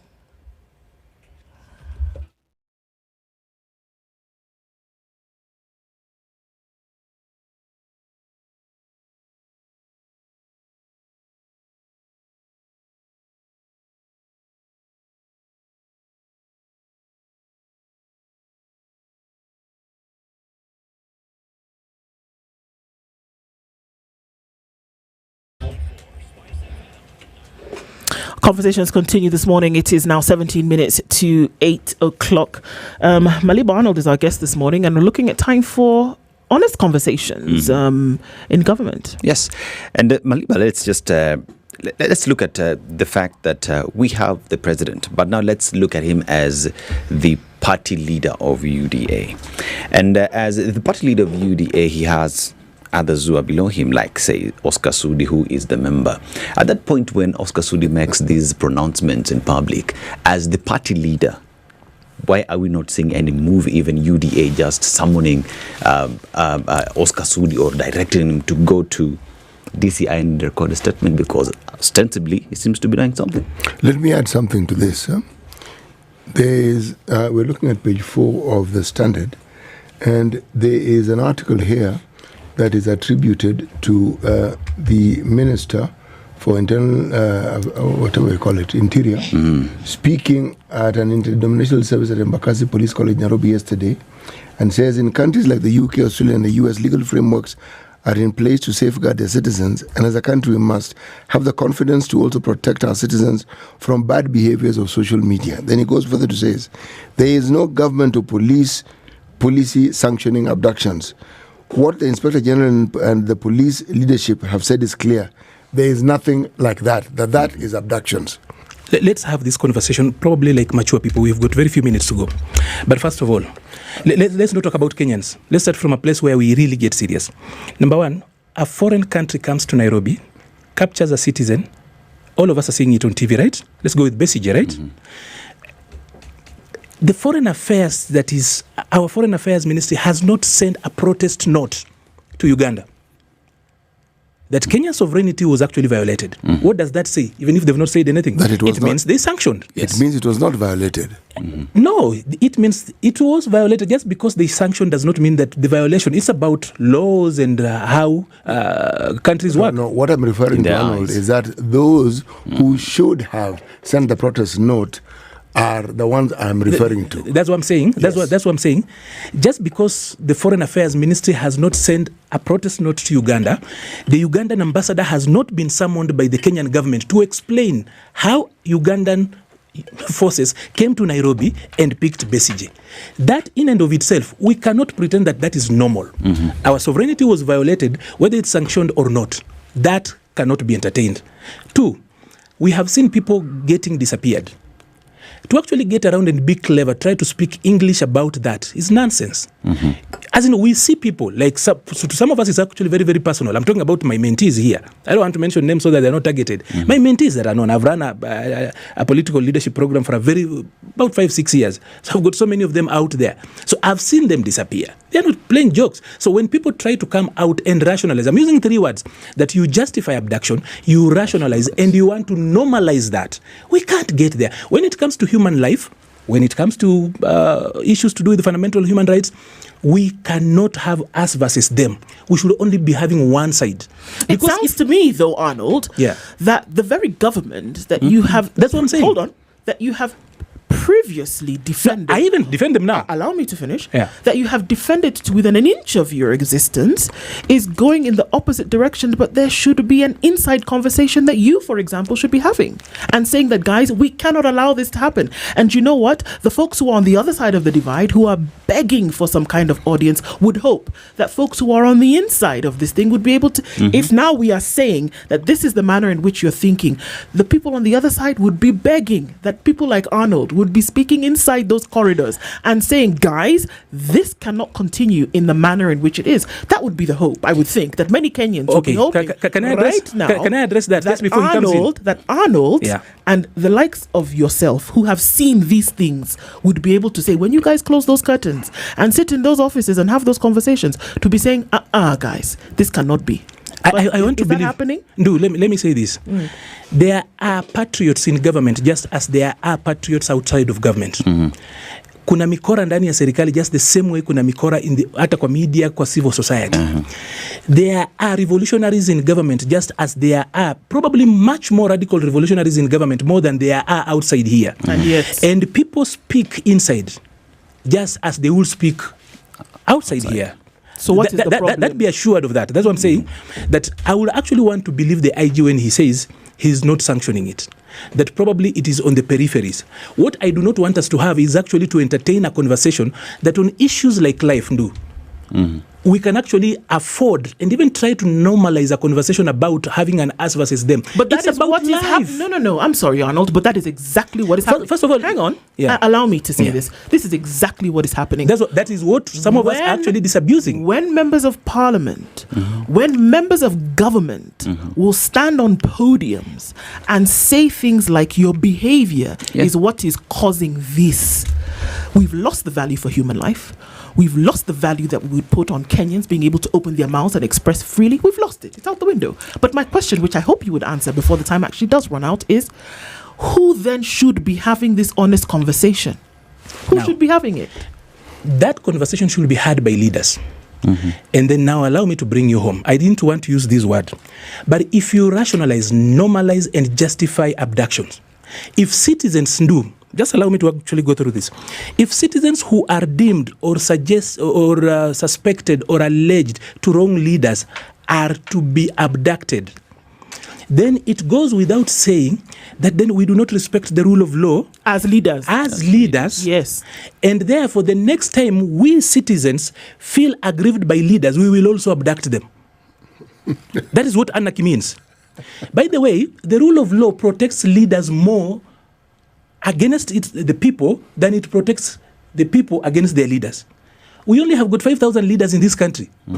We have got 55 million going to 60 million Kenyans.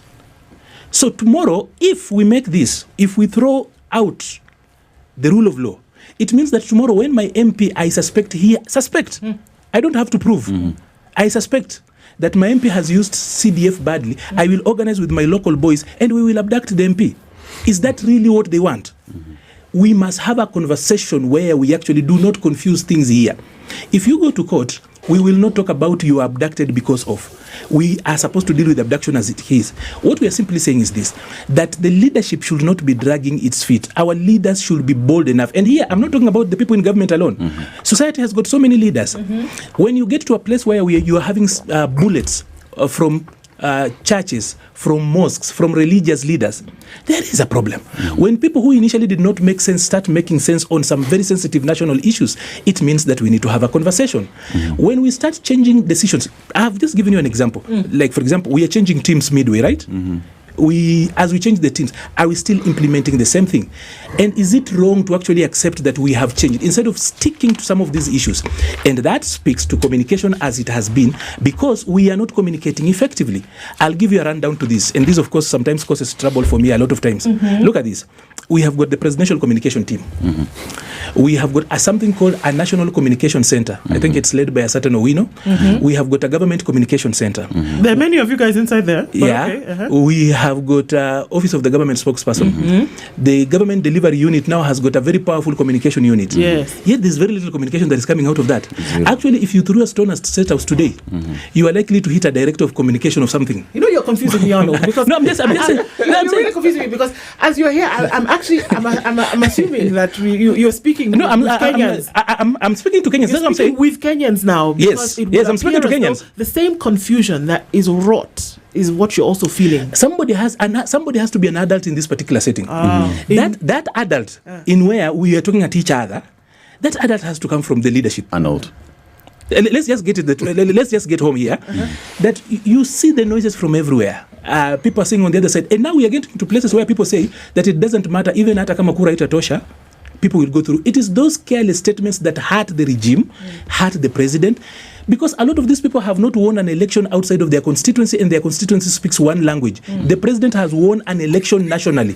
So when you get a person who has never won an election outside of his community, thinking that he can actually instrumentally talk about how you win a national election, that person does not necessarily help you.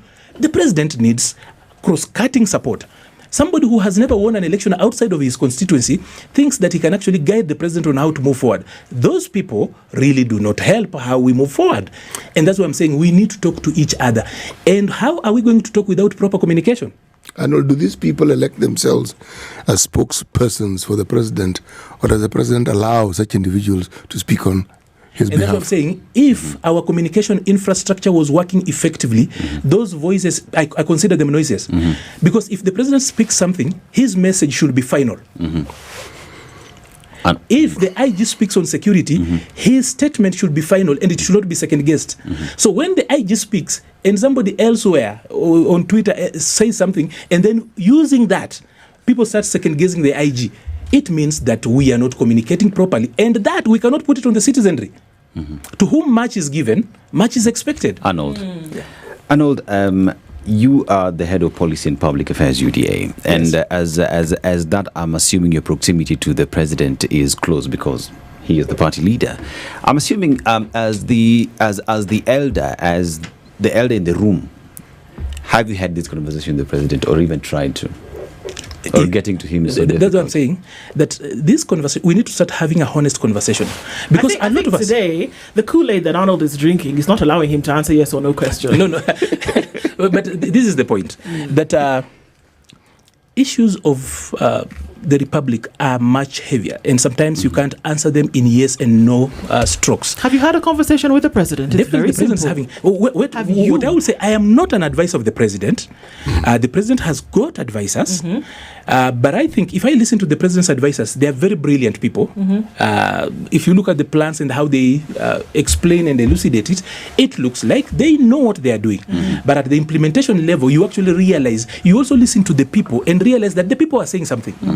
So what is that the people are saying, and what is it that we are not doing?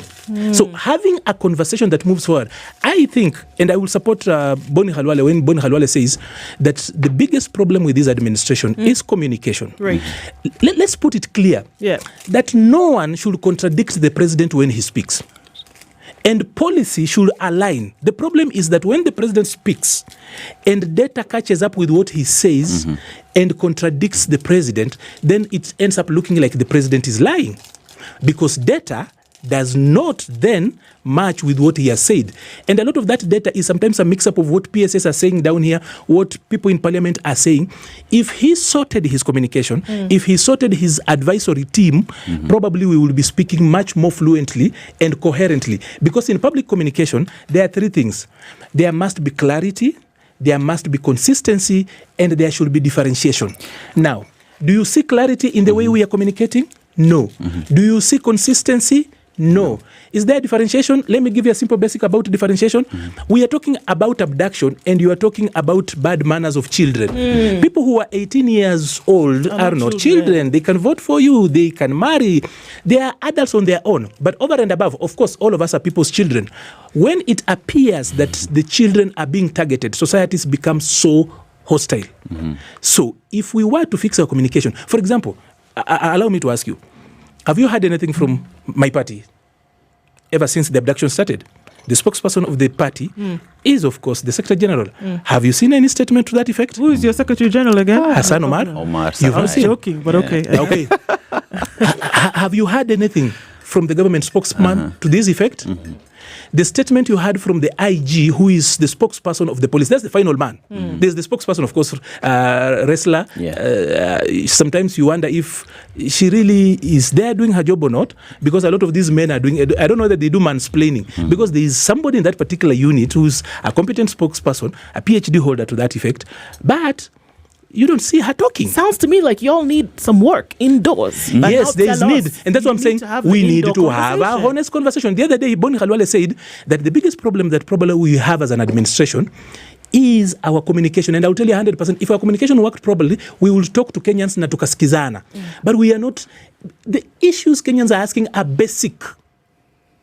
Why do we find it so difficult to respond? Actually, tell us, why do you find it so difficult to respond? I have already said. It is our communication. Okay. Arnold, yeah. On the 17th of December, you said, we aren't where we promised Kenyans will be, even from where we sit. We know we aren't sleeping on the job. The administration promised never to support abductions. It will never go back to Yala River, yet we see abductions today. You say we are not sleeping on the job. I think you are sleeping on the job. The thing is this, even as society, we need to follow through. When we disbanded the quote-unquote killer squads, have we even as media?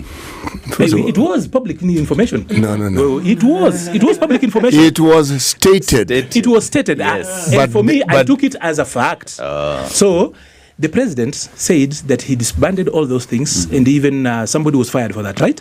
Did we follow up to know what happened to the officers that were in those squads? Or by when you disband it, that's the end of the story? Did we follow through? Is it our job to follow Yes, it is. It is. Why is it our job? It is because, you see, we're the sovereign, is it? Number one, we are sovereign. Number two, you guys are part of the civil society generally.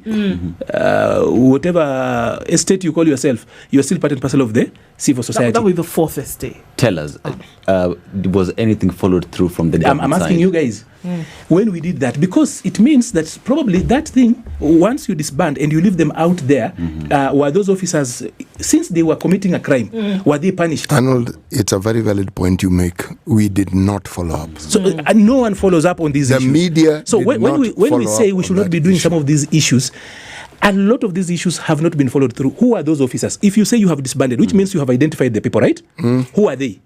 Can any of you and where were they deployed to? Where were they deployed to? Were they punished? Or was it a statement of convenience from the president? Sadly, our time is coming to an end, Arnold. And I think if anything, there's been a revelation to us this morning from what you said, that a lot really needs to happen. And I think a lot of that is inward and then now communicating outward about that. So we want to thank you very much for being here this morning. These conversations must continue. The revelations also must continue. Asante Sana for being here this morning. Good morning.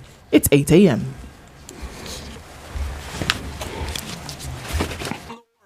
94.4 Spice FM.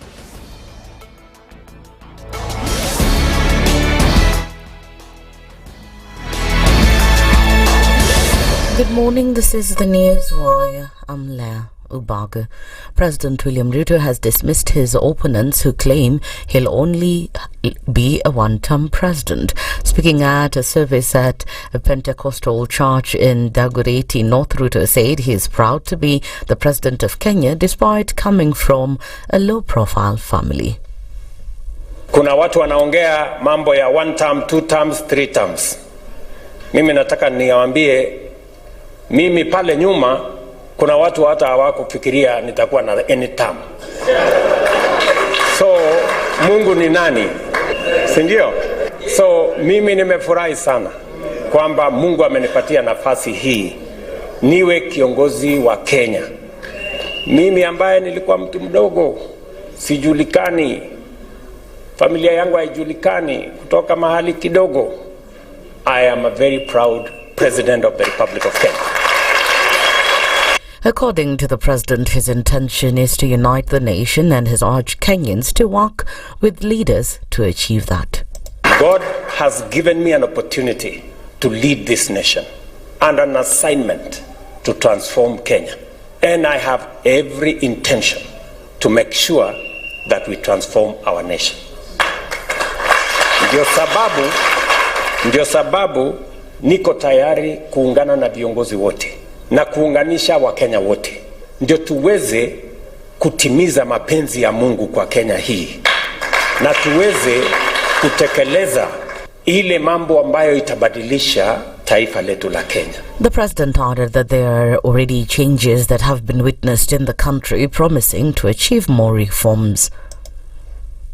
Iko dhahiri wazi, Mungu ameanza kuponya uchumi wa taifa letu la Kenya.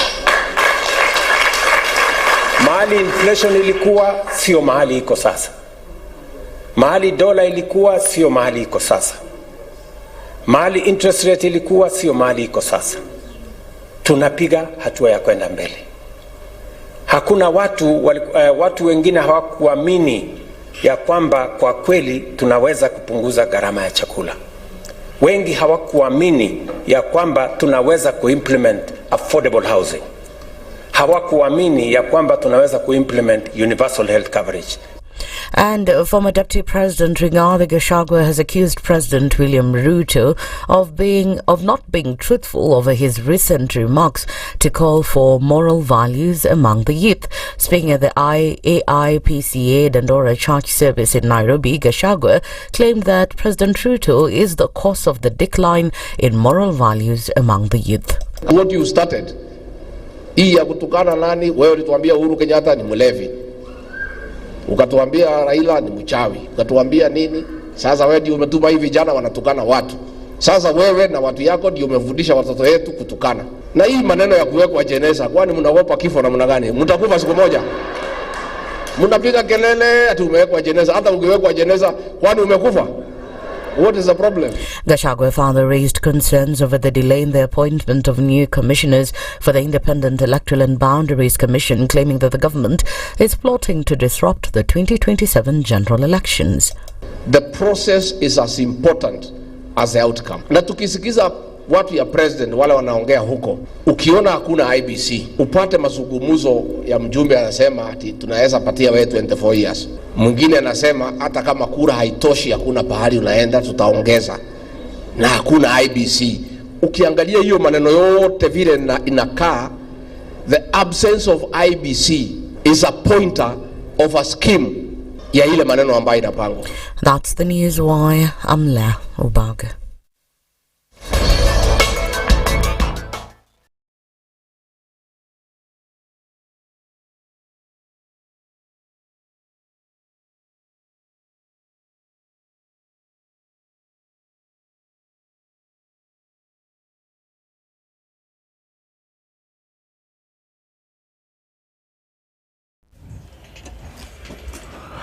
At 5 minutes after 8 o'clock, it's a quick look at what's happening. It's still pretty busy on the Thika Superhighway coming through from Garden City. Actually, well beyond that, all the way through towards Survey. Quite some traffic coming out all the way from Githurai this morning. So bumper to bumper status, getting back into things on this 13th of January. Also on Kiambu Road, we'll see a little bit of traffic. Coming in on Limuru Road, traffic also continues to build. And we'll have a look at then what comes into the CBD from there. On Outer Ring, it's pretty busy as well. Coming off of Kangundo Road, and then we see some traffic on the Eastern Bypass touching on North Airport Road heading out towards the Cabanas interchange. All right, a little bit of traffic also on Uhuru Highway. We'll see that build up later, of course, as we go out into the CBD. And on Gong Road as well, it's a little bit busy as you get towards the City Mortuary roundabout. We're fine on Mombasa Road for most of it. The Southern Bypass looks good. Langata Road, we said, is a little bit busy. So we're going to keep an eye on all of this and see how we traverse through the morning. We'll talk SpiceFM KE on X, hashtag the Situation Room.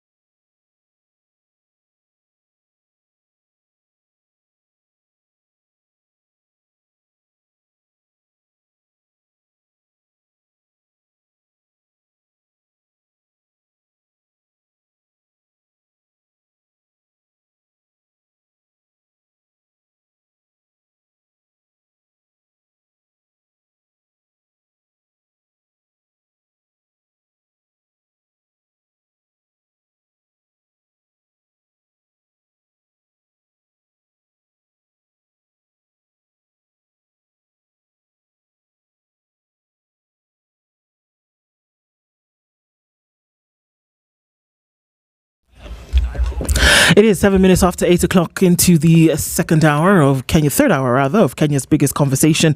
And as we get into conversations this morning, we will be having yet another one this time about planning for 2025. How do you make sure you get your finances in place and ready to go? Even as we talk about that, there is something that you should know. Just in case you forgot, I'm here to remind you, I'll be that person this morning. And there's a first of its kind conference that's happening in Nairobi. It's the Cradle, and it's hosting the first ever annual study abroad conference. Cradle, you know who they are. It's Africa's largest study abroad platform that uses technology to match you to those that will help you get into your university education. And it's matching and applying to 600 universities from 45 different destinations. So it's happening on the 18th of January at the Gallant Mall in Parklands and on the 27th of January at the Okoh Hotel in Eldoret. It's the first of its kind ever organized in Kenya. Now, it's bringing top experts from Cradle and international universities from across the world. It's packed with the most knowledge you will ever get at one place to make your university selection and your study abroad decisions. It's the first, and it's not your typical conference. So what do you expect? Well, you'll kick off with inspiring conference packed with insightful sessions. You'll also have the battle of the university destinations, and you'll also get the star session, which is knowing how to secure your student visa. You need to be invited. It's invite only, and it's also free. How do you do that? You register on the website, which is www.cradle.com. That's CRAYDEL.com. And you can also call 0799 000 and somebody walk you through what you need to do. This is the conference you want to attend to make sure that you get all your university needs and your destinations sorted. All right. So we're getting into another conversation this hour. And we're looking at plans for the future, plans for this year, 2025. Our guest is here and seated this hour, and he is the head of investments and financial fitness at Standard Bank Kenya, Kingori Gavinji. Good morning to you. Good morning, and thank you very much for having me. Excited at being part of Kenya's biggest conversation. Thank you so much for being here. There's something that you should know. The job market in Kenya sometimes is a bit iffy. And there are folks, maybe some who have skills and were not able to get an education or get those skills that they need tapped in and roped in. But there's an organization that's doing something about that, and that who wants to say, you can come to us and have those looked at. And Dennis is going to tell you a little bit about that. Yeah, and when you talk about the unemployment crisis, not only in Kenya but in the continent, in Kenya alone we have over 1 million young people who enter into the job market annually. That is every year. And with that, the government recognizes it is a problem. Africa says it is a problem, but a solution needs to be put in place. As we talk about it, there is KCB, and through its foundation arm, that is Tujiajiri platform, has decided that we see the problem, but we will issue a solution. And with that, they have decided to upskill, give extra skill to these young people, take them back to school, and also give them certification from NITA. And as we keep having this discussion, this certification from NITA is not just a certification, but it's an entryway into accessing job opportunities. You see, the certification is recognized by would-be employers or people who would want to partner with you in a business venture. In some of the technical fields, it's actually referred to as a trade test. And when somebody passes it, there's level 1, 2, and 3. The more you advance, the more competent it is that the certification is saying you are as competent as the grading. Now, many people want to give you a job, but they want to determine, okay, you say you can do this. Is there somebody else who says it? And the certification says that for you. It says you can actually do it. Because the certification is not based on how many books you've read. It's how many problems you can solve technically. Yes. And with that as well, you not only get the certification, but you as well, they give equipment. You are a plumber, take this drill. You are an electrician, take these screwdrivers and the tapes. Go apply your trade. And with that, since inception, KCB Tujiajiri actually has numbers here. Created 150,555 jobs, trained 35,195 youth, incubated 10,900 254 youth, disbursed 267 million shillings loans to support their enterprises, and issued 2,225 startups toolkits and trained 6,535 businesses for financial planning. All this information, you get it on kcbgroup.com/foundation. Great. So, Kingori, thank you for being here this morning, and I'm going to welcome you to the Situation Room. Before we even get into this conversation, CT goes around the continent, and he goes to a different African country every week, and he comes back with a basket of proverbs. And this week, he's going to welcome you, rather today, with today's proverb, and you can tell us what you think about it and how you would interpret that. Right? Okay, let me just ask a simple question, and the question comes in the form of a hint as to where this country actually is, okay? It is the home of the majority of the world's mountain gorillas. So we're somewhere Rwanda, Burundi, Uganda. It has to be one of those, in my limited knowledge. Through DRC. DRC, of course.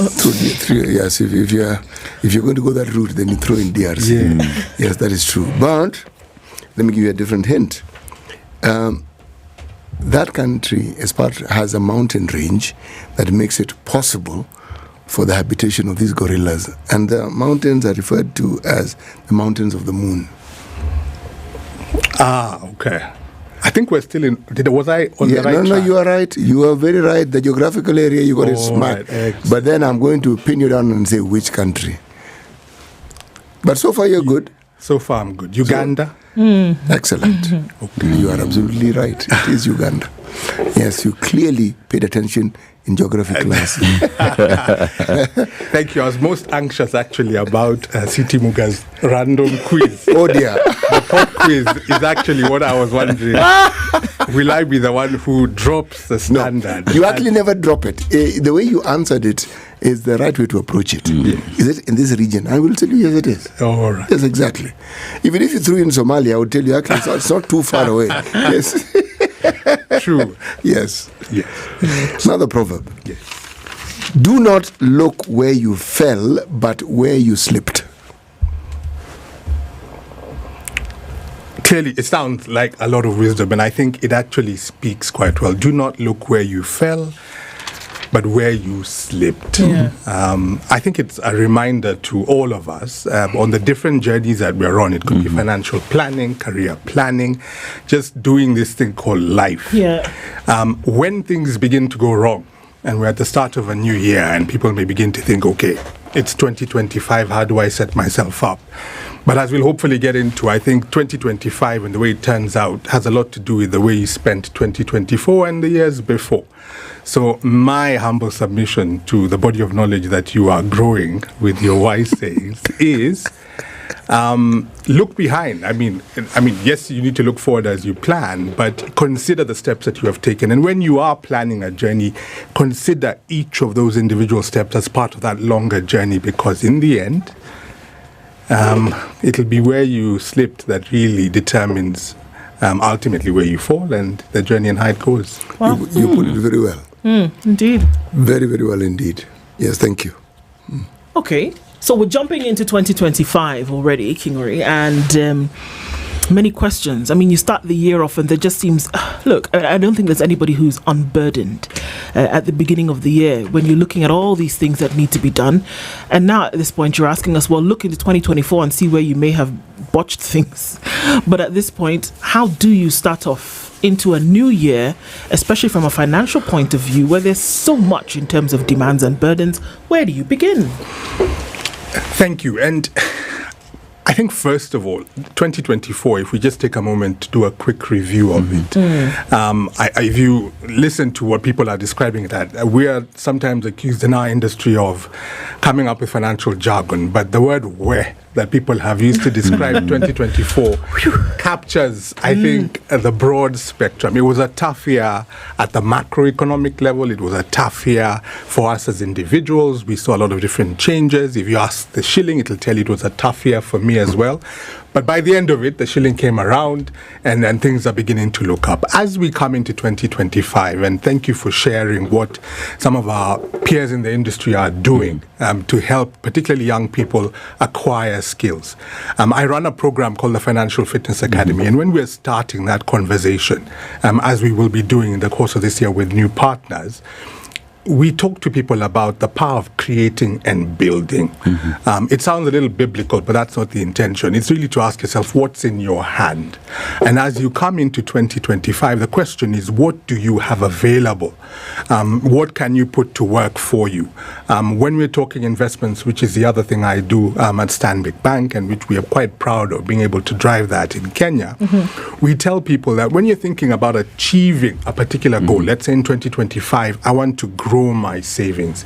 It can sometimes be quite daunting if you try and ask yourself, okay, what's the big picture? What's that big lump sum I want to get to? But we emphasize the power of starting the journey, the small steps that you can take. So the simple piece of advice is, you'll be hearing it everywhere, people are making resolutions, but start. We're already into the second, third week of the year. Start. It could be with a small lifestyle change, coming off December with its successes and beginning to say, I'm going to begin to save a little every month, every day. I'm going to save a small amount. So our advice, it seems quite basic, is to start the journey. If you aren't already on it, if you didn't feel you were moving towards your financial goals, is to start the journey. And we have a number of solutions that help people sort of like start without too much of a fuss. So too much of a fuss for a lot of people would be, you know what too much of a fuss is? Nothing. So, and that's the question. Where do you start if you have nothing, literally? With a vision. And there's a number of principles we talk about, once again, in the Financial Fitness Academy, and one of them is starting with the end in mind. And it's actually worth sitting down. It may not seem like the most productive economic activity when you have very little to put aside, to just sit down and say, what are my goals, my short-term goals, my medium-term goals, my long-term goals? Because I'll tell you what does happen. When you are not clear about that ultimate destination, or even some of the milestones along the path, this is one has to have some hope about it, that the resources will come. You may not have anything now, you may not have a job as we start 2025, but by the end of the first quarter, you may. And if you were clear that, for instance, my goal, if you were in debt, is that by the middle of the year, once I begin to get an income, I want to reduce my debt, which is a big concern for many people in financial empowerment, is how do I manage my debt? So we're saying define the outcome. Whether you're thinking long-term in terms of retirement, what does it look like? Whether you think in terms of financial freedom, what is financial freedom for you? So I'm saying do 4 or 5 lines about where you're trying to go, be clear about it, so that as you move towards that destination, you aren't unclear. You're not confused about, have I arrived? Am I making progress? As well, it is at a time that you find even the Central Bank of Kenya says Kenyans should tighten their belts because the situation ahead will be a bit difficult. Kenyans have to spend more. And as we talk about planning now for the year 2025 with all these things in mind, one would beg to ask, with what? Leave alone even yes. Some of us sold the belt just to make ends meet. Yes. So when you ask us to tighten it, essentially you're asking me just hold on to it. Because it is a very difficult conversation, and one would want to know, how do I navigate with the little that I have, that cannot even sustain me? No, it's a perfect question. And one of the things I'll tell you, we've been running this program, the Financial Fitness Academy, for about 7 years. Over that time, we've reached thousands of different people. And I will tell you, across the economic spectrum, we're talking about people who are making significant amounts of money, from people who are figuring out, how do I even start to be able to make a living, people who are looking for jobs. The issues don't change that much. But what is required, the discipline is common. The discipline of the millionaire is the same discipline that the person who's starting out is going to have to master. And one of those things is to delay your gratification. And that may mean making a sacrifice now in the near term. So when we move, we've talked a little bit about create and build. So what's in your hand? What skills do I have? How can I leverage them? We are part of a hustler nation, if one takes it in the most positive way it can be taken. We're people who aspire. We can do things. I mean, I can decide now that, hey, maybe I could come back in the afternoon and you guys, we can strike some agreement and make something. But then we move to live and enjoy.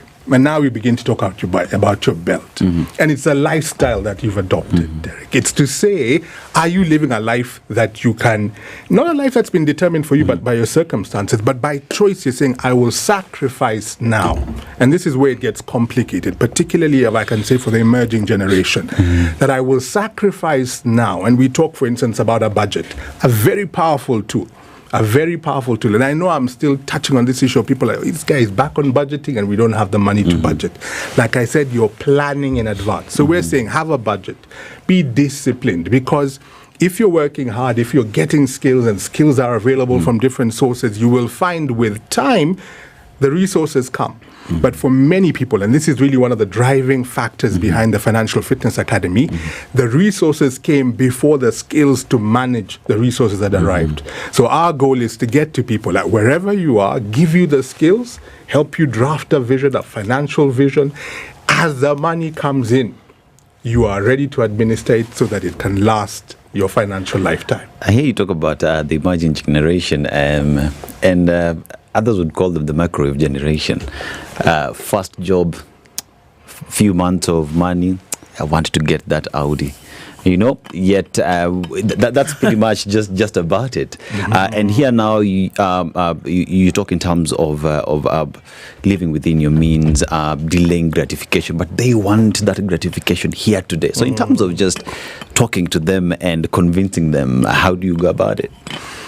First of all, I avoid terms that might cause them to turn on me, like microwave generation, because each generation has its peculiarities, if I can use that word. I don't know if that's any kinder.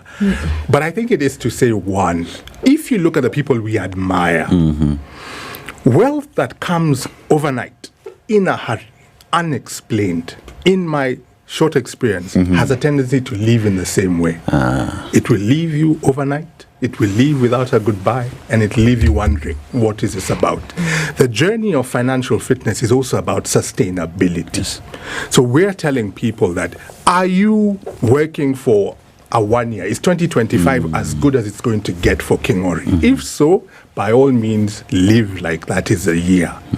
But if you are thinking longer term, you're thinking about in 5 years where I'll be, particularly for a young person, I'll be starting a family. I'll be educating myself and my family. I'd like to move. I'd like to travel. These things will take time. And the way I think to communicate with those who have a challenge visualizing those longer term opportunities is to say what matters to you. Motivate yourself by the goal. You might be thinking, okay, I'd like to live in another country one day. I'd like to retire in a gated community, in a leafy suburb. Focus on that and then work backwards. Remember we said start with the end in mind? Yes. Then you can, I think people are okay. If you show me the steps, then I can climb this ladder. But if you're not clear about how people climb it, and unfortunately sometimes the stories we get are about the outcome, not the process. So our job is to remind people that there is a process. We normally invite people to come and tell people about that process. Share your journey. And I think any generation, not just the emerging generation, will relate with a story that they can see. This is how the person got there. True, they can. In fact, the very description or definition that one of the definitions that is given to this generation is probably where we ought to start. Why do you think that they appear, generally speaking, to gravitate towards immediate gratification? Why? Because if we can find an answer to it, and the answer doesn't, we don't need to think it, we just need to ask them, and they'll be able to tell us. But it doesn't start with the job. Ask, where do these young people start having this idea? Because it's when I get the job. So when you get the job, you see the manifestation of the process of thinking that they've had. Yes. So perhaps this conversation ought to take place before they get the job, when they still study, when their thinking process hasn't solidified. Exactly. And so the options, the Audi stays the focus. The Subaru stays the focus. Yeah. Yes. But you say, life isn't about the Audi or the Subaru. How do we balance this? 100%. I take you back. Let's turn the focus on ourselves. I recently participated in a conversation with younger people, and I realized they're not so big on advice anymore. They want you to share your experience. Yes. Talk like a human being to me. Don't talk like you're teaching or lecturing talk me. at me. Don't talk at me. Think about your own journey. What did your parent or guardian teach you about money? If your parent the money appeared out of their wallet, probably from a concealed location, presented to you, no discussion around the journey it took to create that, it would be hard to fault you for beginning to think you skip steps and the money appears and I begin to spend it. So we're saying the conversation needs to start not even at school, at home. Teach your children. We have a financial fitness academy for kids as young as 6 or 7. Begin to teach them about money. When you understand how this thing is created, you'd be surprised how many primary school going children in Kenya have not gone into a bank to just understand that money does not pop out to anyone who queues long enough. That there's a process to it. You deposited it, then you withdraw it, then you spend it. So the view that it's something that can happen very quickly, I think can be countered with the knowledge and the experiences that conversations like this can create. You know, we have these conversations with institutions that deal with money in different forms. Banks maybe, but also insurance companies. And we always ask the question that we're now seeking to answer, and for which you've actually provided an interesting perspective. The academy. You see, how do you expect to have a saving culture when it hasn't been taught? Yes. Where do you think it's going to come from? If the vast majority of the people who live in this country live from hand to mouth, and so they're busy thinking of where do I get so that I eat today? Saving doesn't feature, and yet it can. Even with the little that you have, it can. And I hear you, Siti, speak in terms of financial literacy that needs to start from a very young age. Yes. Something that ought to be a continuous process. Yes. And as well as a country, perhaps we need to have this discussion throughout and start it from a very young age so that as a country, everybody knows the process of getting money and investing it. But you see, Dennis, we have a culture in this country that flies in the face of what we're saying. There's an entire group of people who have introduced a culture of magic thinking where, where you need to find yourself in a particular place and the word deal, and then you throw in the word hustle. A lot of it has to do with just pure theft. But it means you do not work for the money by adding value so that the value is what gives you money. You just have the money. How? Where does it magically appear from? Yes, and that is a culture that we have. And it's a culture that is catching up because everybody thinks, nitapata tender. Yes, exactly. And it fights because the discipline required in formulating the sort of mind that plans. We're not even talking money yet, just plans and says, this is what I'm going to do and this is how I will do it. We have a laissez-faire mindset where people just think deal. How do I get into a position where I do this and press this button and as voila. do say voila, money arrives at me. And they believe that's how it should done. How it should be done.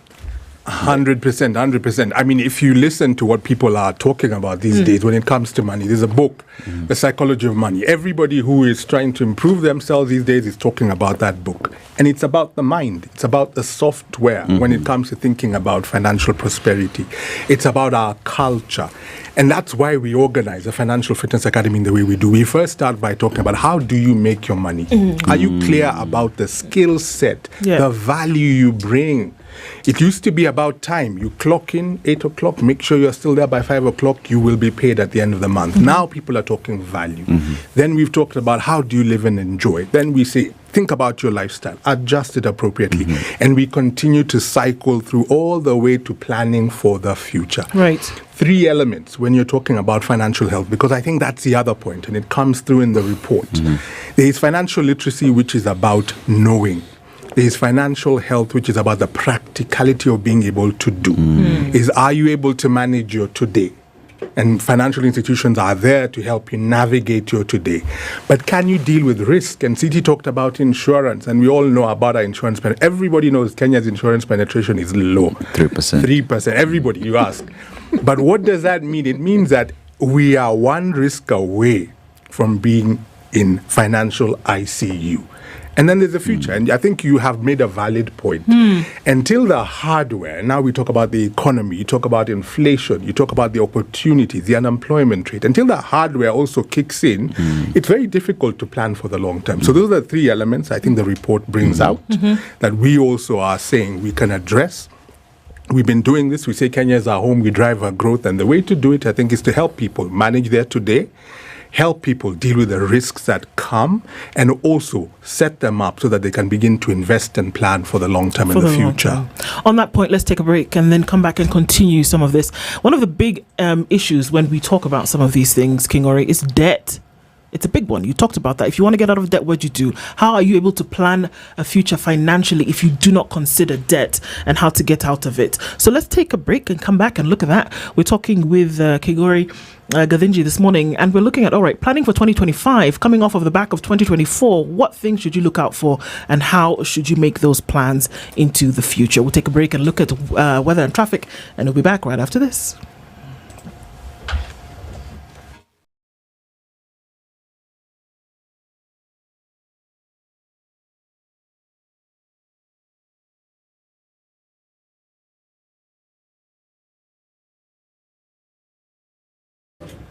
And the weather this morning in various cities and towns: Nairobi, highs of 25 degrees and lows of 15 degrees. Kakamega, highs of 30 degrees and lows of 15 degrees. In Mombasa, highs of 32 degrees and lows of 25 degrees.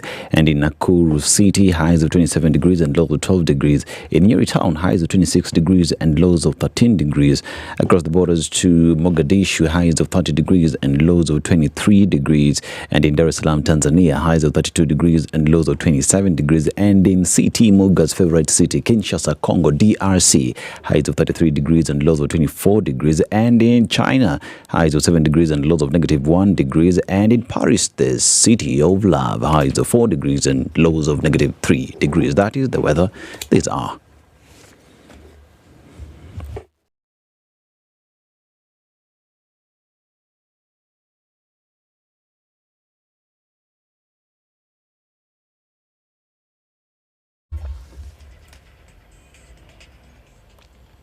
All right, so still seeing quite a bit of traffic coming off of Thika Superhighway this morning.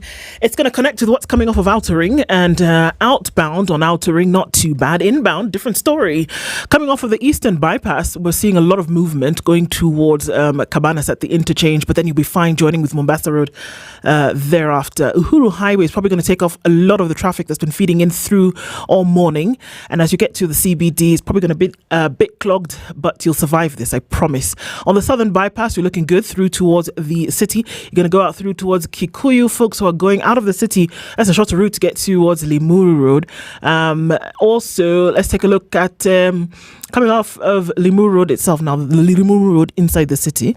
A little bit of traffic here and there. Kiambu Road also, you get rid of that in a short while, then touching on Muthaiga Square. So, an eye on Waiyaki Way as well, not too bad as you get towards Westland. So it's keeping all of this in tow. We're still in traffic hour. Let's see what happens as we're trying to come out of it, with all our skin on. SpiceFM KE on X, hashtag the Situation Room.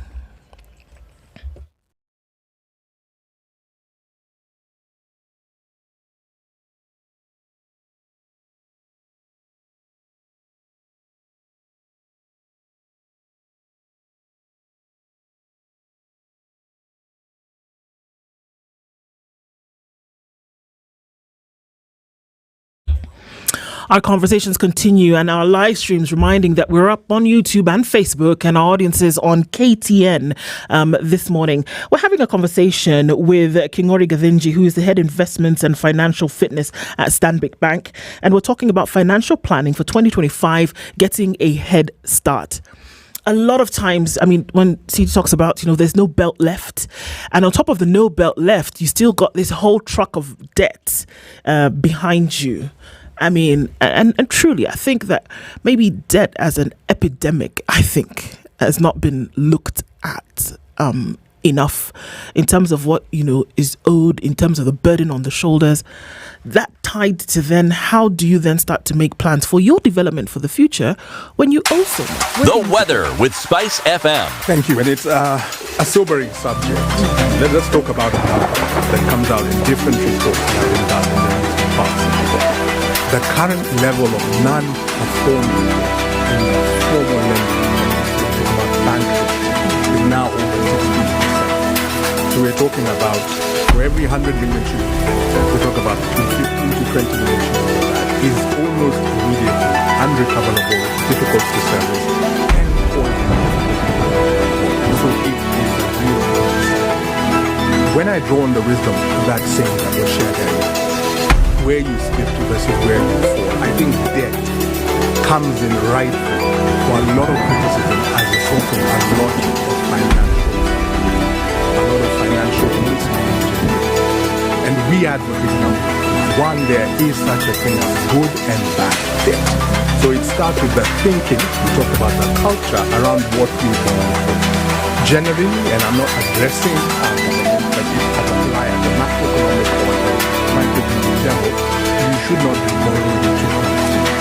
Borrow to create, borrow to develop, borrow to build something, and that's what we call good debt. That appreciate, you're buying assets that will appreciate in value and help you service that commitment. And bad debt, by definition, for us, is debt that goes to servicing things that do not appreciate in value and typically not generate an income. Now, this may seem like advice that's come one loan too late if you're already struggling with debt that's uncontrollable, and then you say, stay with formal debt. So first of all, if you find yourself in a difficult debt situation, your inner goal, stop it. So we're saying adjust your lifestyle, find another belt, the belt that you're working with, they'll no longer suits, and adjust your lifestyle. Yeah. Then begin to address the debt in the high school. It seems intuitive. But sometimes we address the debt that shouts loudest to us, the one we're most embarrassed about, the one that maybe is going to put you at odds with your family or the people you care about. We're saying, look at the debt that's causing you too much trouble, the debt that's at the highest interest rate, you begin to address it. But the other thing we advocate is debt consolidation. Talk to us at Standard Bank. Ask us, how can I bring this debt together? Because what happened was, the first loan became difficult to manage, so I went and talked to somebody who didn't have a full picture about where it was. They gave me a new loan. And now I'm talking to 3 debtors who all choose different days of the week. And they're coming and asking, let's talk. We're saying, why not consolidate it? And we're happy to have that discussion.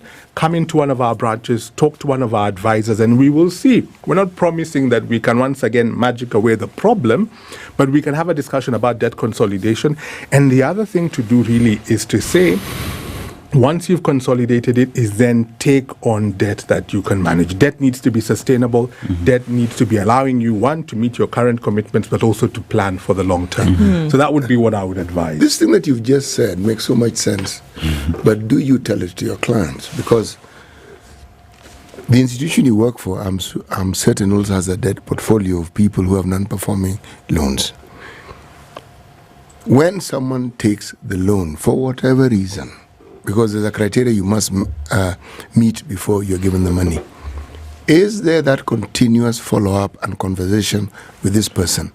So that, because many people will tell you it's COVID. Mm-hmm.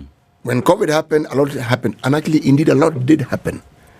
But now the conversation of, okay, this is what happened, all right? Mm-hmm. Part of what you owe us has to do with the interest that we've charged you. Now, let's have a conversation about how it is we can sort this out, okay? Let's start with, what do you have? Mm-hmm. Okay? Mm-hmm. That question, because my experience has been, the bank tells you what they want.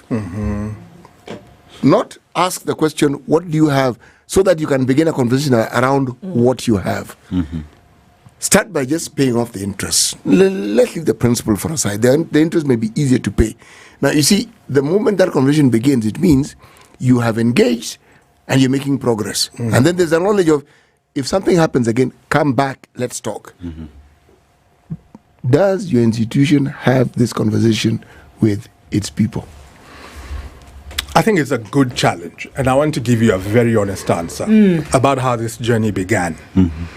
When we started the Financial Fitness Academy, you'll be interested to know that our first target audience was my colleagues within banking.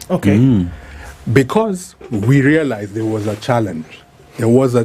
You're in banking, you have access to facilities, you are a banker, and that carries a certain connotation in terms of how you should live your life. And we realized there was a problem. If you yourself are struggling with properly managing your debt, with not over-leveraging yourself, that was an issue. So we actually started this journey in 2017 by talking to all our 1,000 plus colleagues. And every single colleague of ours, and on an ongoing basis, those who joined the organization, has gone through the Financial Fitness Academy. We like to say you're certified to manage your own finances. And at the heart of the wealth framework, when we talk about that, how do you make your money? How do you spend your money? How do you save and invest your money? How do you give back to society when you're talking about black tax and things like that? How do you balance that commitment? And then how do you plan and protect? All of that at the heart of it, and I will share with you as I leave, at the heart of it is you and your family. Our belief, CT, is that you educate the individual. You've kind of sorted half of the problem. Because, I'll be honest again, the bank is in the business of lending money. So we will sit down with you. You buy and sell money. That's what you do. We buy and sell money. So we will sit down with you. If you qualify for X amount, who are we to tell you don't take it? We will take it to you. But the other thing I want to tell you and your listeners, banks, I will tell you, reputable banks, certainly Stanbic Bank, is not in the business of selling your home, selling your car, or chasing you to pay your debts. And because of that, the Financial Fitness Academy, what we talk about in terms of financial fitness, is inculcated into everything we do. We talk to our corporate partners, we talk to individuals, we talk to students, so that we can bring you on board in fighting form and in fitness to be able to manage your finances and use the facilities that are available to grow yourself in a sustainable way. Now, when you still talk about debt, you bring up a very interesting subject, which is pretty much how banks work. It's sell and buy and buy money. But now let's talk about, I am coming to get debt from you. I've applied for one. Do you have conversations in such that you are so clear on the terms and conditions, not the hidden terms and conditions that no one ever reads, but in terms of, this is what you're giving you, this is what we expect. In the event that you are unable to pay, we will go this direction, or we can still sit and agree on how we can manage this. Because many people find as though I can just apply and go. The rest to discuss when the time comes. But having this conversation before even depositing the money that one has requested for. I think I hear you, and it's the same challenge that's coming back to us on the debt issue. It's kind of like, what's our role in it? Sort of like putting money in the hands of people on your first salary. Here's the money, go and spend it, do what you will. We do have a very robust framework. So we have a full risk function. It's interesting that the function that looks after whether or not we're going to extend a loan towards you is, people know it outside as credit, but it falls under a broad category called risk. And risk is not necessarily a bad thing. Risk is saying, have you understood your situation? Have we understood your situation? So sometimes you will hear somebody say, I've been trying to get a loan, I've been trying to get a loan, I go here, I go there, I go there. And I would hazard to say that even no is an answer.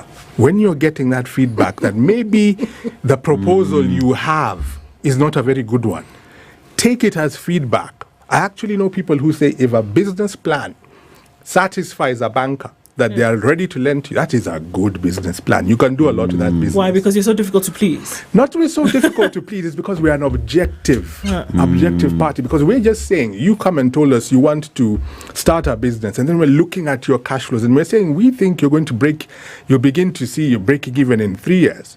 It means the first 2 years will be struggling with debt. So what we say, we may not say don't start the business, but we say we will not extend the loan.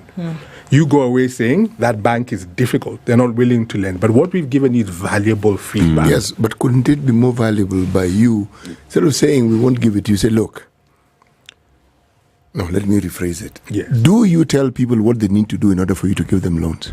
Apart from personal loans, where everybody knows you need a salary, you need a pay slip, and then you need a guarantee from the employer. That one is straightforward.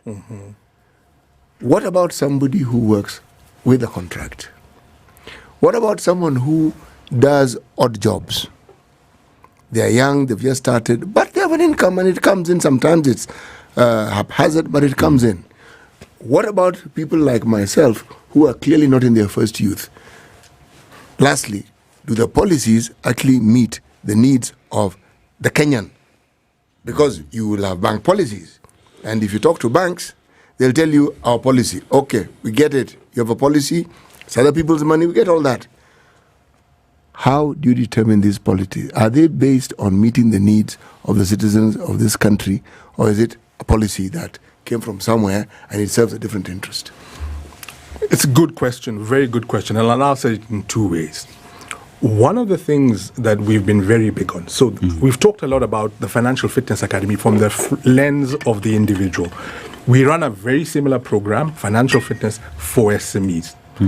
Now, one of the questions I get asked by many young people or people in fledgling businesses is when we come to the bank, you ask us for audited financial accounts, these things. It's mneka vikwazo. It's like you really don't want to lend to us. Do you know what the easiest financial statement to get and to build over time is? It's a bank statement. So one of the messages we've been taking to SMEs is when you're involved in your gig and you get paid in cash, put it into the bank. And we're not saying that just because we want to have your money in the bank.